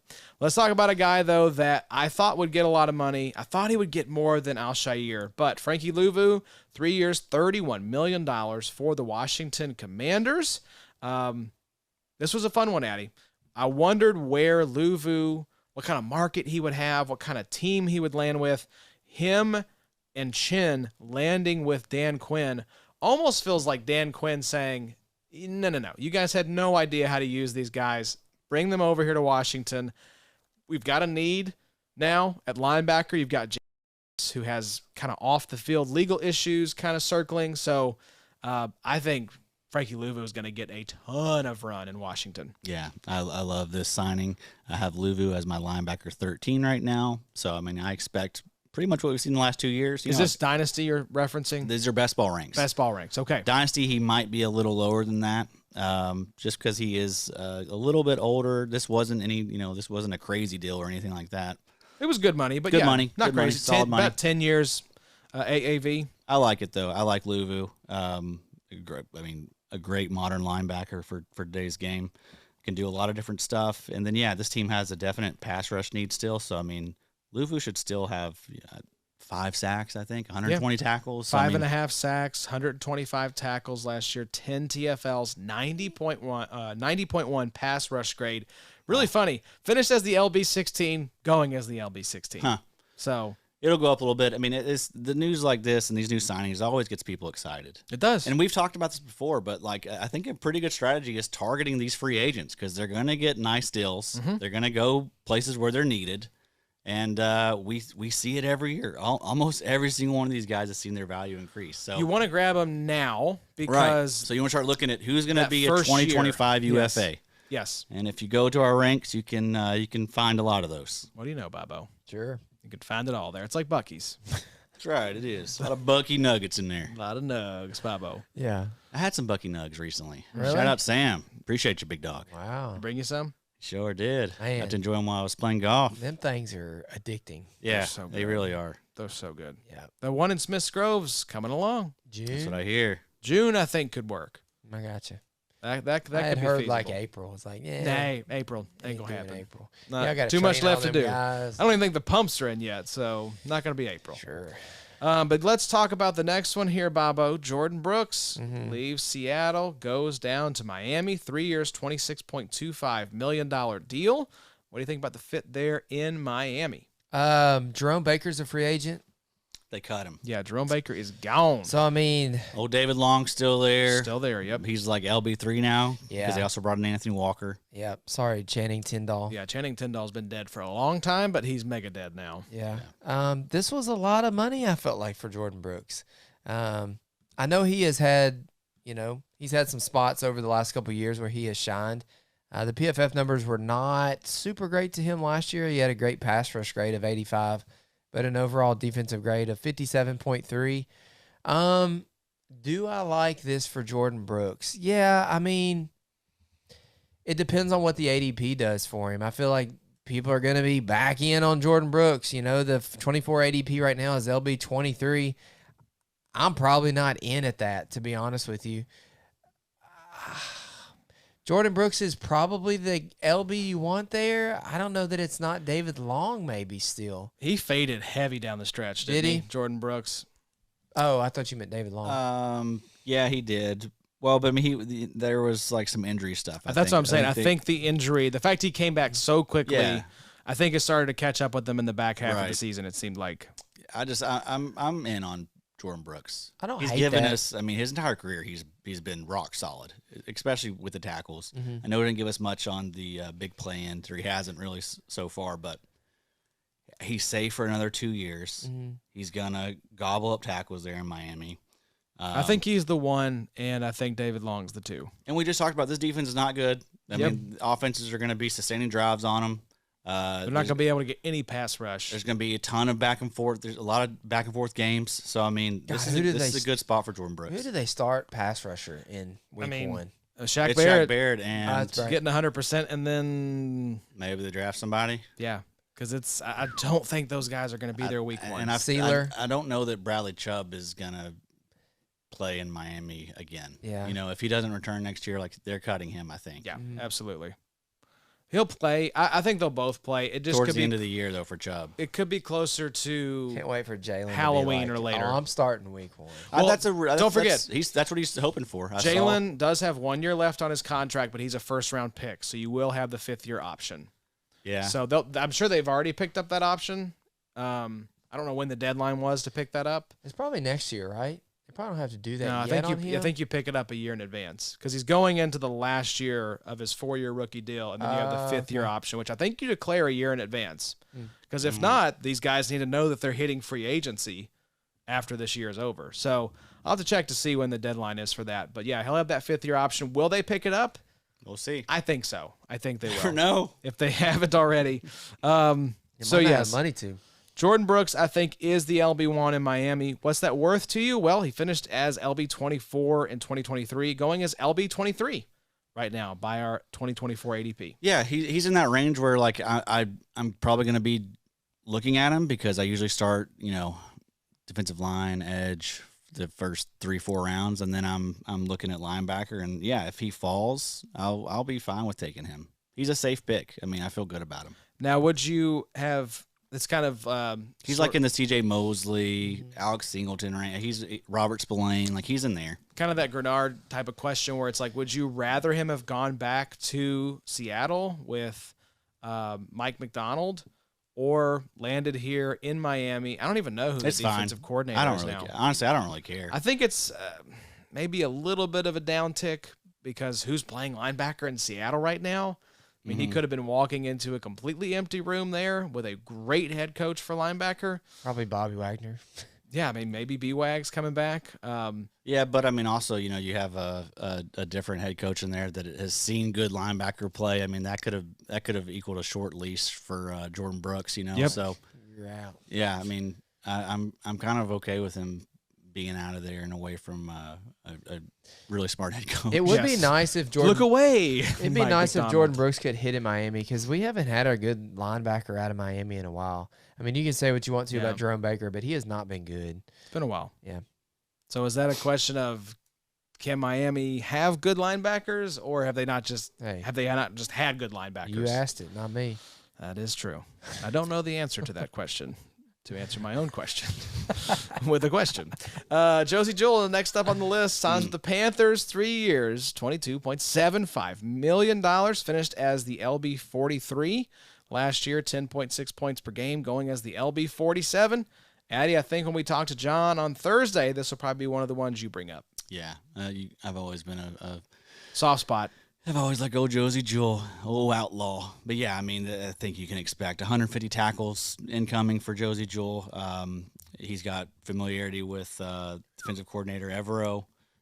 That's when Josie Jewell had his best season in 2022 when Evero was his defensive coordinator. So, when you look back, that was one of my flag plants in 2022. And Josie Jewell was insane. He only played 13 games, but he was averaging like 17 points per game. He was like points per game wise. I think he was like top a top five. Yeah, he was a top 5 linebacker points per game wise. So, fantastic situation here. He's going to get 90 to 100% of the snaps, I think. Shaq Barrett is coming off, I think a broken fibula, something like that. It was a major injury for Shaq Thompson. Yes, that's right. So, I think Josie Jewell is the linebacker you want here. This is a bad defense. Also, offense is going to be able to sustain drives on them. Is their offense, is the Carolina Panther offense going to be able to sustain drives? Probably not. Probably better than last year. Hopefully. But either way, Josie Jewell is going to be on the field a ton. They're going to get tons of snaps. Deontay Johnson to the Panthers? That's fun. I mean, we just saw Adam Thielen do really well there. So, I mean, Deontay Johnson could be an upgrade and do the same. But, yeah, I mean, it's still a bad team. It's still a team that's a long way away from competing. So Josie Jewell's just going to soak up some tackles in the meantime. Yeah, we should mention, if you're not following John on Twitter, what the hell are you doing? But John has been tweeting the player cards for each of these signings and had the one for Josie Jewell. So he was a little bit under expected versus the actual tackle numbers in 2023. But here's what John had to say. Jewell should be expected to start as of now next to Shaq Thompson, should come close to an every down role and be productive if he can stay healthy. Relatively thin depth chart at the moment, so this is one of the better linebacker landing spots to hit. Yeah, and also sums it up pretty well. Under-expected for the tackles, but who was he next to? Kingleton. Mm-hmm. The tackle king. Yes, the tackle vacuum. I haven't looked at Kingleton's tackle versus expected card, but I expect it would be much higher. Yeah, a lot of green. Actual production. And the big question coming out of this with Josie Jewell moving to Denver is, what does it mean for Drew Sanders? Now, you had a question about that on Twitter, and you seem to think he is going to be playing edge. That's how it was the second half of the season for Denver. He played exclusively at edge. Also, they said that in all the team meetings and stuff, he moved to the edge room so that they let him be an edge the second half of the season. And then there was a report, I guess it was around one of the meetings they had in February or something. Probably at the combine. Yeah, maybe so. But they were asking about his usage again, and it seems like the GM says that they're gonna plan on him being a edge rusher. Wow.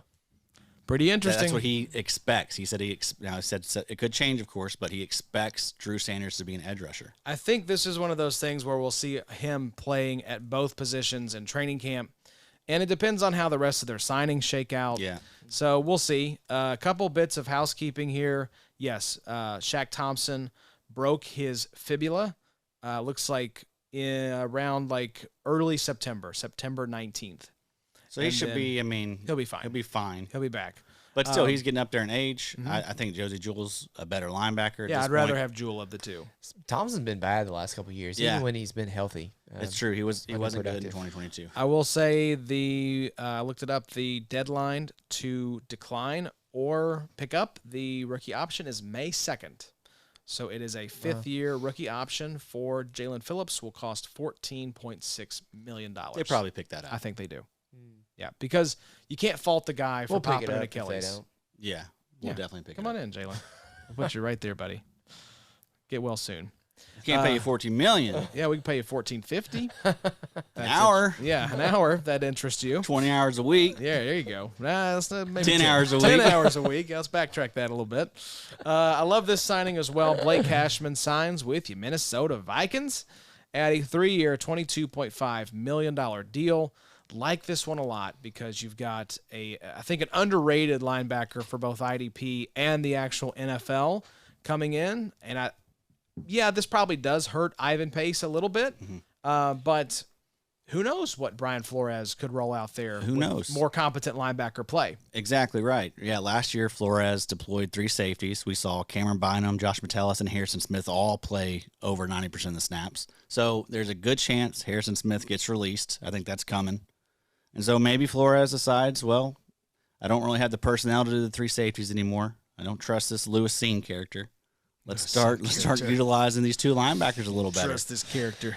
And I think if that happens, Will's up for both Cashman. Definitely Will's up for Cashman regardless. He is the linebacker 1 there now. But I think if I think Pace could still be relevant too if that does happen. And even if not, even if they still, just utilize 1 linebacker there for the most part, Ivan Pace is still going to be a really good handcuff. I think John summed it up well. It'll be interesting to see how Cashman does in a completely different system. I haven't given up hope on Ivan Pace Jr. just yet, who I think fits this defense really well. Maybe even better. Will be a fun one to monitor. So John, the original Ivan Pace Jr. stan, is not wanting to give up hope yet that he could still be the LB1. But yeah, it's understandable. It's a great call. I think just put those 2 guys in a training camp battle and may the best man win, Bobo. Why not? Yeah, I think there's a world where both of them can be fine. Yeah, and like you said, he's an elite handcuff. Yes. If it does end up being Cashman. But if you didn't sell Ivan Pace last year, what are you doing? That was undrafted guy. Finally saw, really heavy snap share. The amount of guys that go undrafted or are drafted in like 5th, 6th, 7th round that hold relativity, are relative. I think you're getting into Einstein now. Anyways, relative would be good, I think. Hold relativity for a long. That doesn't sound right. They are relative for a long amount of time. The percentage of those guys is very few. They are relevant. Yes, that's the word I'm looking for. Relative means you're relating to something else. Relevant means that you're noteworthy. I don't know about that. Yes.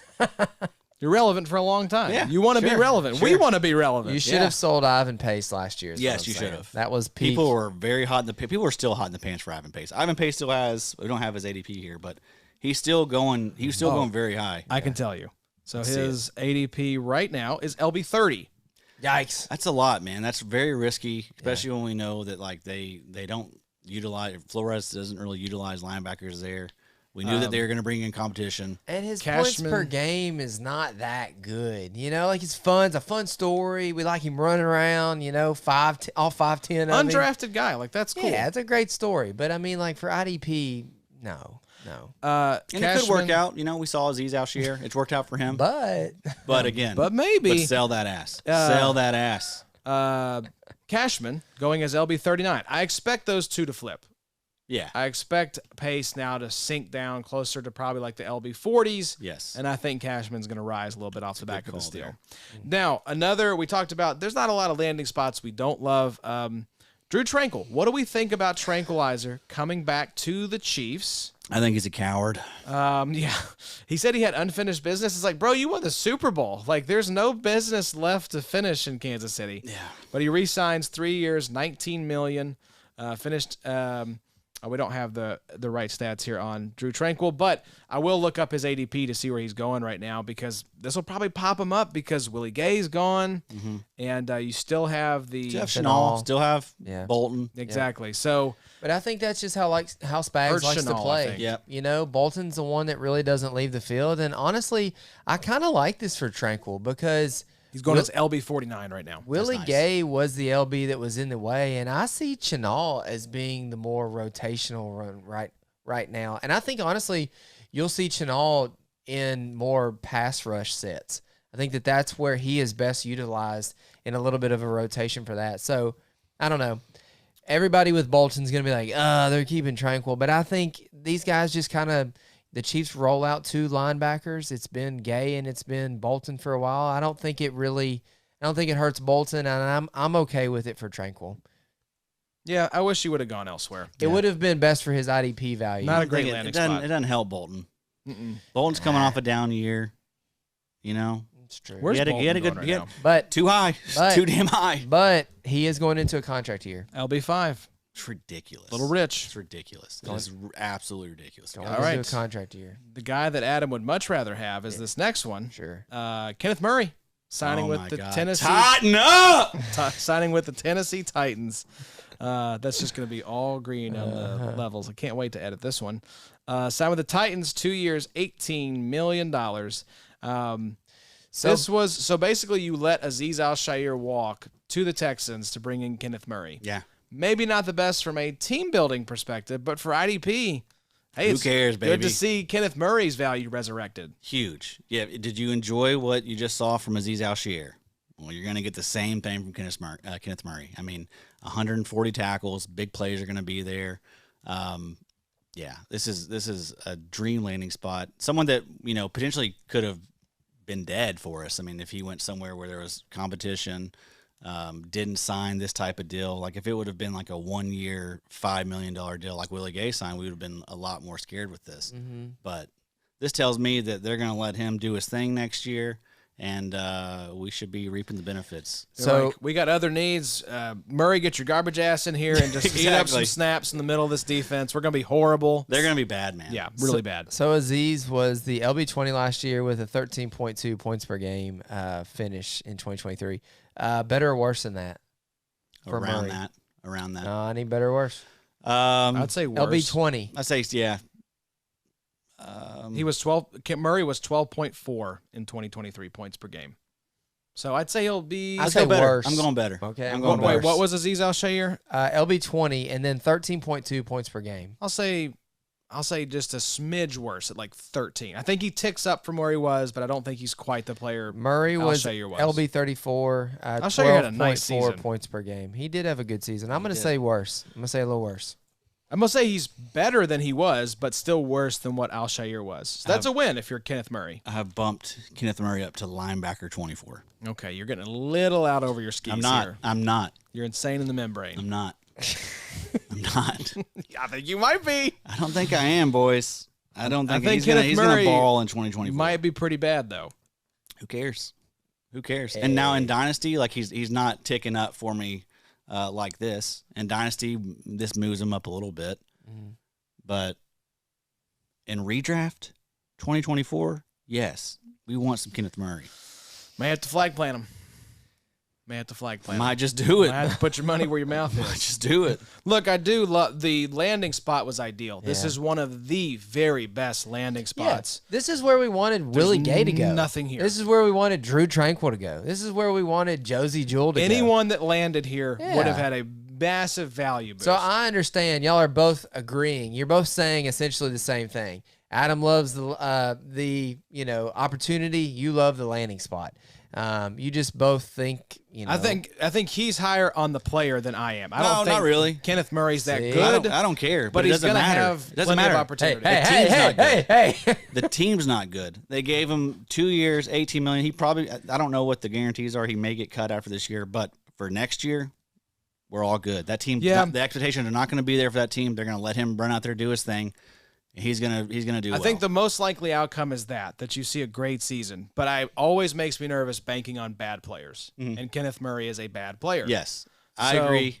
The floor could the rug could get I agree in yanked. Dynasty. Yeah. I agree in Dynasty. Yeah. Redraft, I don't care. I don't think that they are one of those teams that's going to necessarily look to replace a struggling Kenneth Murray. But let's also point this out. I remember the days where everyone was bashing Alex Anzalone, Alex Singleton, Andrew Van Ginkel. Let's open up our mind a little bit that these players can get better and do better in new situations. I mean, I don't think that Kenneth Murray, I don't think we should just write him off and say this guy sucks, not going to be anything. Like, he did have a nice little rebound last year. They let him play. Yeah. They let him play over, some of those other guys, Deion Henley and Nick Naaman. Brandon Staley got fired. Yes, that is true. It's worth noting. So I took Kenneth Murray in this last best ball in the 16th round. Where do you think he settles in at? He'll be in the 6th, 7th round. So 7th right now. Some other players that were taken: Damone Clark, Josie Jewell, Troy Anderson. Damone Clark got taken in the 7th round. Yes. All right. Yeah, his average right now, ADP, Kenneth Murray is the 12th round. Leo Chenal. Yeah, that's late 12th. He saw his ADP rise more than any player. Yeah. In free agency. Yeah. Because he was kind of left for dead. Yep. I mean, because stinky linebacker, bad PFF grades. What if he lands in a spot where it's a 1-year, $5 million deal, and he just so happened to get an amazing landing spot, good money? Only takes one team. That's right. Only one team. I don't know that they are really competing against other people for that contract, but doesn't matter. That's right. And they paid him, so they're going to go down with the ship. Yep. It's they're going to go down. It's really good. I'm happy to have him in the AFC South as a Colts fan. Just paid him more than they paid Azeez Al-Shaair a year ago. That's right. Wow. So you guys are really at it tonight. LB24, man. LB24. That do you think he settles above or below that in ADP? He'll be right at it. I think there's going to be people skeptical. I think he'll be just a tick below. Yeah, because I don't think there'll be people skeptical, but that's where we win, guys. That's right. That's where we do it. How we create our edges. Here's another nice little sneaky kind of under the radar value. Mack Wilson signing with the Cardinals. I like 3-year, $12.75 million deal. So not nothing. Goes in there to compete alongside Kaiser White, Owen Popo. Yes. So Josh Woods is a UFA. This is good. I think it's going to be Mack Wilson and Kaiser White. I think so. Mack Wilson is pretty good at big plays himself. He had a ton last year in New England. Like every time I caught a New England game, 4 TFLs, 3.5 sacks. He was doing his thing. I don't think you give Mack Wilson $12.75 million if you feel great about Owen Popo. Yeah. So I think I heard it said very well that teams can lie all they want in the offseason, but when it comes time to put pen to paper, they tell you what they think of their roster. You cannot lie when it comes to your money. And so this tells me the Cardinals thought, let's upgrade the linebacker room just a little bit. So, I mean, Mack Wilson going as LB 103. I mean, I don't think he's going to be anything super relevant, but a late linebacker dart, sure, why not? Mm-hmm. Especially if Kaiser White gets banged up, which he did last year. Yep. So this one slid under the radar. I missed this one. Yeah. I think I was away from my computer at the time, but Levante David re-signing with the Buccaneers, 1-year, $10 million deal. We knew this was coming. Finished as LB8, going as LB18. I think he's right there in that back-end LB1, high-end LB2 conversation. Probably bumps him up a little bit now. Yep. Right? Yep. Levante David played great last year. Yes, he did. 17 points per game. The LB8, 134 tackles. The question for me is not so much what we see from Levante David. I think it's almost, if he can stay healthy, I think it's a similar copy and paste type of year. But Devin White's name is still out there. That's true. Hasn't been signed in the first 2 big days. Who are the linebackers still left to sign? Because we've got a few more here to discuss, and we can kind of whip through these. Jordan Hicks signed with the – no, he did not sign with the Texans. He signed with the Browns. Yeah. And then Sione Takitaki signed with the Patriots. 2-year, $6.6 million deal. And then Willie Gay, as we mentioned, not a great landing spot, signed with the Saints on a 1-year, $3 million deal. So he did get that small kind of prove-it deal that Brad Spielberger was talking about, but lands in a spot potentially as the LB3. Depends on how you feel about Demario Davis, who restructured his deal to stay in New Orleans. I feel good about Demario Davis. He was one of PFF's highest graded linebackers last year. It's Stinky Pete. that needs to Stinky be Pete concerned. is the one that I think could be in danger of losing his job. I think so. Willie Gay may come in there and just replace him, and that could be huge. I know the contract isn't really what we hope for, but landing spot not that bad. It could be similar to similar to Aziz, where last year went to the Titans, signed a really small deal, and then you look up next year and Willie Gay has signed a 2 or 3 year, $15, $18 million deal. I think they want Pete Werner to work out because they drafted Pete Werner. I think he is just Warner insurance because, Stinky Pete was not good last year. Don't love the landing spot. Would have loved him to land in Tennessee because I think that could have been one of those situations where it's like, or a Washington, where there's that clear seat available. I think Willie Gay is just kind of a better NFL linebacker than he might be for IDP. He's more important to an actual roster than he is to us. LB 51. I think that by ADP. I think that ticks down after this landing spot. 57.5 PFF grade last year for Pete Werner. Also, I'm pretty sure they got a little weird with the snaps down the stretch, and maybe he was banged up. I know that happened the year before as well. So, this could also be insurance. Pete Werner's had trouble staying healthy. But, if you look at the snaps, a little concerning. I don't know that there was a injury at the end of the year. Starting from week 14, 76% of the snaps, 73% of the snaps in week 15, 87% in week 16, 77% in week 17, 61% in week 18. I don't like that at all. Yeah, that's a lot of up and down. Up and down. Got to 61 at the last week of the season. Not good. So I think Willie Gay, this could be someone that surprises, replaces Pete Werner. I know a lot of people like Pete Werner, but nothing special. Kind of meh. Nothing special. Now, the grades I will say have gone down every single year. Started out as a 79.9 in 2021 as a rookie, 64.7 in 2022, 57.5 in 2023. Not great. I will say Mike Wohlert, Cleveland Browns fan, liked the Jordan Hicks signing. Basically said he's the Anthony Walker replacement, and it's true. They need another body there alongside JOK. So could be worse. It's a really good signing. Yeah. He's someone. 2 years, $8 million deal. Yeah, that's nothing. If you can get him as like what's his ADP in the best ball? Do you have he's that? Going LB 54. Oh man, it'll go up to it'll be in the 40s. He was LB 38 last year, so that is a nice value. So it'll be around that. I bet it'll be in that 38 to 45 range, which is really good. I think that I expect a much better year out of Jordan Hicks than Anthony Walker gave us in Cleveland. So yeah, Hicks has been underrated. He continues to just hang around, continues to just soak up tackles when he's out there. So. Nice piece. Okay. Who are some linebackers left to sign? Let's play matchmaker here as we close out the episode. I'm looking at Antoine Winfield's PFF grades, and it is all blue. That man is so good. So good. And they're not going to ask him to make less plays next year. No, and I think they're going to re-sign him. I think they're going Especially with no Devin White. Yep. Look at this. The Bucs, we said they're going to bring the band back together, and they have. They brought back Baker, Mike Evans, Levante David, Antoine Winfield, all back. So... All right, so, Devin White's out there. Cody Barton's out there. Kaliki Hudson's out there. Eric Kendricks, Bobby Wagner, Jerome Baker. Okay, so let's just play a little matchmaker here. It seems likely that B-Wags is probably going back to Seattle. You think so? I think so. I think that's the most likely landing spot. Because Seattle has nobody right now. Now they almost have to get him because, some of these linebackers are not good. Yeah, of that bunch, who would you rather have? But where, Bobo, any preferred landing spots for Devin White? I'll tell you a place that might Seattle might be kind of fun. Might be kind of fun would be Dallas. Yeah. Right? They need some help. Who do you have there? Damone Clark? The Raiders? LVE? Is LVE a free agent? No. Robert Spillane and Diablo are there, though. Yeah, but he could replace Diablo. Yeah. Spillane's okay. Gosh.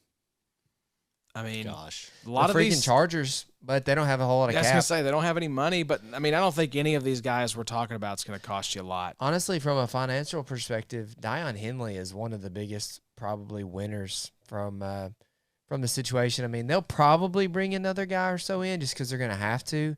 But, they're so hamstrung with the cap that Henley may be rolled out as like the LB1 week 1. Just from a financial perspective. Kenneth Murray and Eric Kendricks are gone. Yeah. Who's left? It's Deion Henley. Him and Nick Neiman. Yeah. Oh, Lord. And Aloy Gilman. They're going to roll Hey, him Nick down. Neiman played over him last year. That's true. But, Good point. I mean, both Kendricks and Murray were relevant, so even if it is Neiman, Dion Henley should get some run. I mean, I'm on board the Henley train.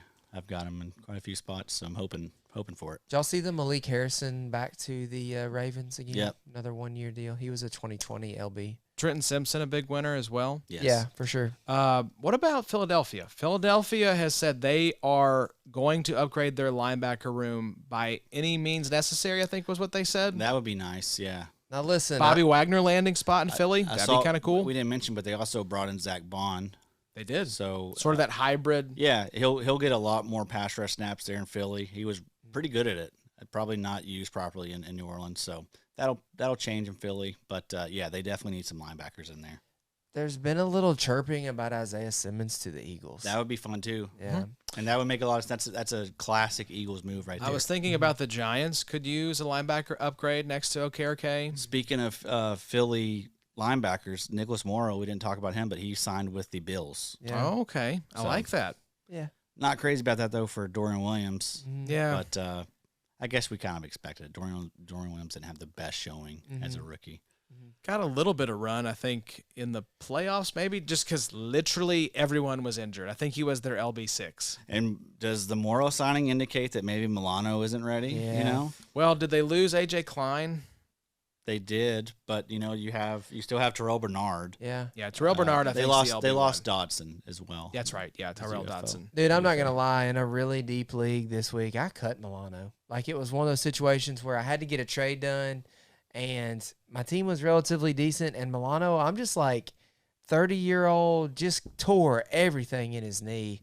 I don't know. When did he do that? Pretty late. I think it was I kind thought of it early was. on. I thought it was earlier. I in think the it was like season. the first quarter of the season. Okay. the first game, the first quarter. The first 4 weeks. Oh my God. Let's see. He suffered a fractured leg and a torn ACL in week 5. Okay, yeah. Okay. So I not don't great. know. It's just Should be back, but Terrell Bernard's clearly the guy there now in Buffalo.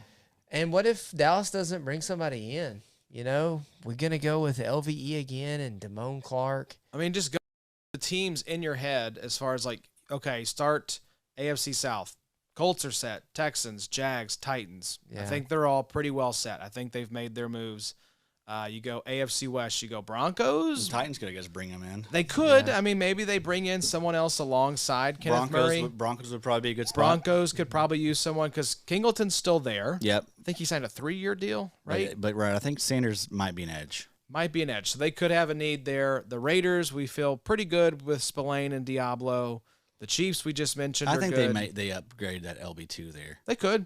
They could. The Chargers just don't have any money. Yeah. So then you go AFC East. I mean, you're looking at Dolphins, who we mentioned. I think they're No pretty money. well They're set. fine now. The Jets, unless they cut C.J. Mosley, are pretty well set. Patriots have re-signed.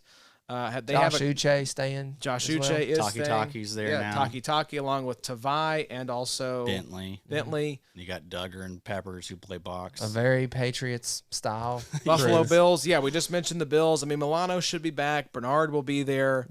You go Dwayne AFC Williams. North. You have the Ravens with Roquan and Trenton Simpson. Steelers now have Patrick Queen, so maybe they upgrade the LB2. Well, that's Holcomb, so I think they're pretty well set. Bengals have Logan Wilson and your boy Jermaine Pratt. They kept David And then- Skater also. Yeah. Wow. Browns have JOK and now Jordan Hicks, so they're pretty well set. Flip it over to the NFC, you go Bucks. I mean, maybe they bring in someone alongside Levante David. I know it doesn't make sense, but I would love to see Levante David and Bobby Yeah, Wagner. that'd be fun. That'd be Just fun. like just the slowest, like really not great, in coverage, but just like two alphas at linebacker would be a lot Probably of fun. better than David and Devin Devin White. Yeah. Yeah. Couldn't be worse. Saints seem pretty well set now, bringing in Willie Gay. Panthers, I think, are pretty well set now with Jewell and Shaq Thompson. Who is left there? The Falcons. Falcons are kind of interesting. You got Troy Anderson and Caden Ellis, so maybe I think they feel pretty good about Troy Anderson. Yeah. And Caden Ellis signed a long-term deal, so I think he'll be there. I think Lamon's a restricted free agent, so there's a chance he's still there too. Yeah, you flip it over to the, let's say, NFC East. I think the Eagles are going to be in the mix for one of these guys. Yeah. Yep. Giants should be in the mix to upgrade that LB2. Commanders seem pretty well set. Who else is left there? Cowboys, we mentioned. If the Giants don't upgrade, though, McFadden has been a really nice value and will be a nice value. NFC, West, you're looking at the Rams. Rams linebackers. Rams probably could. They need a linebacker upgrade. Who's there? Ernest Jones, and that's it, right? Yeah. I couldn't tell you who's behind Ernest. Seattle. I mean, Bozeman, Seattle. or Roseboom. He's gone. Yeah. Now, isn't he? And then so is Hecht as well. Rams need some help, but it's not really Rams football to come and sign some of these big guys. They'll just grab some dudes to kind of They should upgrade that Donald. LB2 spot. They should really bring back B-Wags. I mean, why not? A 1 year, $8 million deal. Yeah, that'd be You know? So I think Rams could upgrade that LB2 spot. The Cardinals. 49ers. What if they cut Dre Greenlaw? Yeah. They could be in the market. Yep. Because the guy behind him, Oren Burks, is a UFA as well, correct? Yep. Cardinals, I think, looks like they're pretty well set with Kaiser now and Mac Wilson. They could, I guess, bring in someone else. Seattle. Yeah, I mean, you've got two obvious spots there. And then I think you finish it up with the NFC North, and that's like Lions, nope. Vikings, nope. Packers, maybe, because Devondre Campbell cut. Has he officially been cut? Or is he's going to be a post June 1st? Yeah. So he'll be cut, I think, once the league year starts, which is tomorrow. Isaiah McDuffie's ADP is fixing to rise. Yes. He's a free agent, is he not? No, or is he's he there. He's there. Okay, so be McDuffie and Quay probably. Yeah, and so they could bring someone in. Yeah. That would be interesting. And then finally the Bears. The Bears are set. So there's a few teams. I think the Cowboys scream to me, desperate need. Seahawks, Eagles. I think the Eagles have said we want to upgrade this room. Yeah. So not that many seats left though. No, there's not. A lot of these seats got filled the last 2 days. So, Man. And which any rookies going to come in and start that's the right thing. away? Man, I mean, Peyton Wilson could. I feel like Seattle's going to be looking at a linebacker, right? I could see that. Peyton Wilson there would be pretty sick. Mm-hmm. That would be. Could you imagine? Young coaching staff. I mean, wanting to do things a And little what would differently. and what would that do to his ADP in these rookie drafts? If Good golly. Peyton Wilson lands in one of these primo Early spots? second. I mean, I think there's a world. I think there's a world right where he could overtake the edge rushers. I think so too. You think so? I think so. Even in big play leagues. Because people aren't sold on the edge rushers. People love them linebackers. But though. rookie linebackers though, and I guess it's just like you're saying perception, right? Because I don't necessarily want to take these linebackers that high because you're gonna have to wait. Right. Yeah. I won't. But I don't either. But people will. Yeah. What will the ADP look like in rookie drafts? And it doesn't matter what I want to do, right? What are other people? That's where the value, and that's how you get trades done, and that's how the market is figured out. You know, and I feel like this year more than any, the ADP from one rookie draft to the next is going to be wildly different. You're going to see Dallas Turner go at the 110, and you're going to see him go at the 210, and you're going to see Peyton Wilson be the first IDP off the board. And even offensively, I feel like there is going to be That's the just variable. waves. That's what's going to bump things up and down. The variation from one draft to the next is going to be crazy. You got a quarterbacks to deal with this year. You got some tight ends to deal with. There's so many stars kind of aligning for everybody is going to draft differently this year. It's going to be fun, man. These rookie drafts are going to be a blast. Tons of value. Yeah, all over your draft board. So this was one of the first big dominoes to fall. The combine is one, free agency is another, and then we'll have the NFL draft coming up in about 6 weeks or so. So who's your big free agency winner?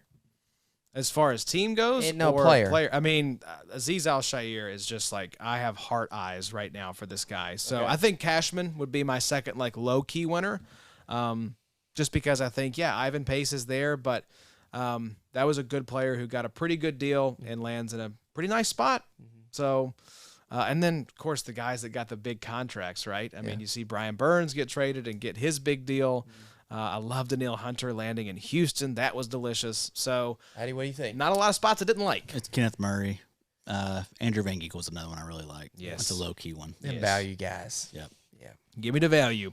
Well, if you would like to see where these guys are going, jump in the best balls. Addy is going to be, I think you said 7 is filled and getting ready to start. 7 just finished. So They're you'll filled. be firing up probably 8 and 9 here pretty soon. Yes, and those are going to fill quickly. People are going to be excited now. Everyone's going to want to get in here and draft these. Temperature in the room has changed this week, folks. Yeah. This is when the activity starts to tick back up. So we appreciate you guys tuning in. Like we said, we'll be on Thursday. That episode will probably come out on Friday. Is that this Thursday or next Thursday? This Thursday. We'll be on with John doing his pod.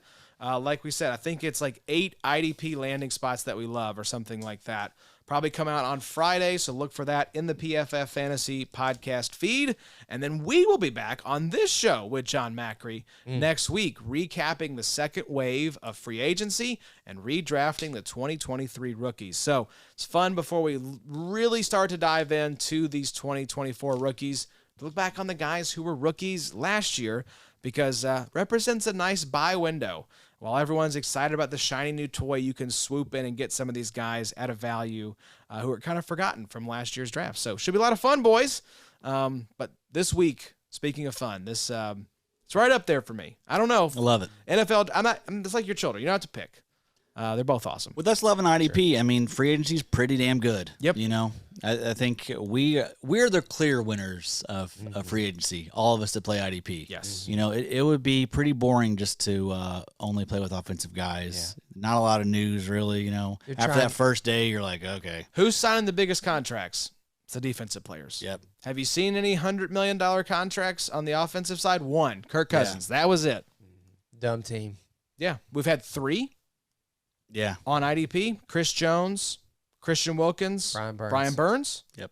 So here's your sign, folks. If you're for some reason listening to this and you don't play IDP, come check it out. Yeah, if you want to know ball, if you want to actually play IDP. You want to know ball, yeah. Bobo. Hey, knowing ball is always you know less ball if you don't play IDP, and that's just a fact. Yeah. It's a fact, Jack. You never know, though. As we've learned tonight. That is true. You never know. You never do know ball. Or do you? That's to be determined. But thank you all for listening. Like we said, check out John's podcast later this week. We will be back talking about some landing spots that we love. And then next week, we'll redraft some rookies and talk about wave 2 of free agency. So thank you all for tuning in. But until next time, y'all take care. We'll see you soon. It's the IDP show. Now you know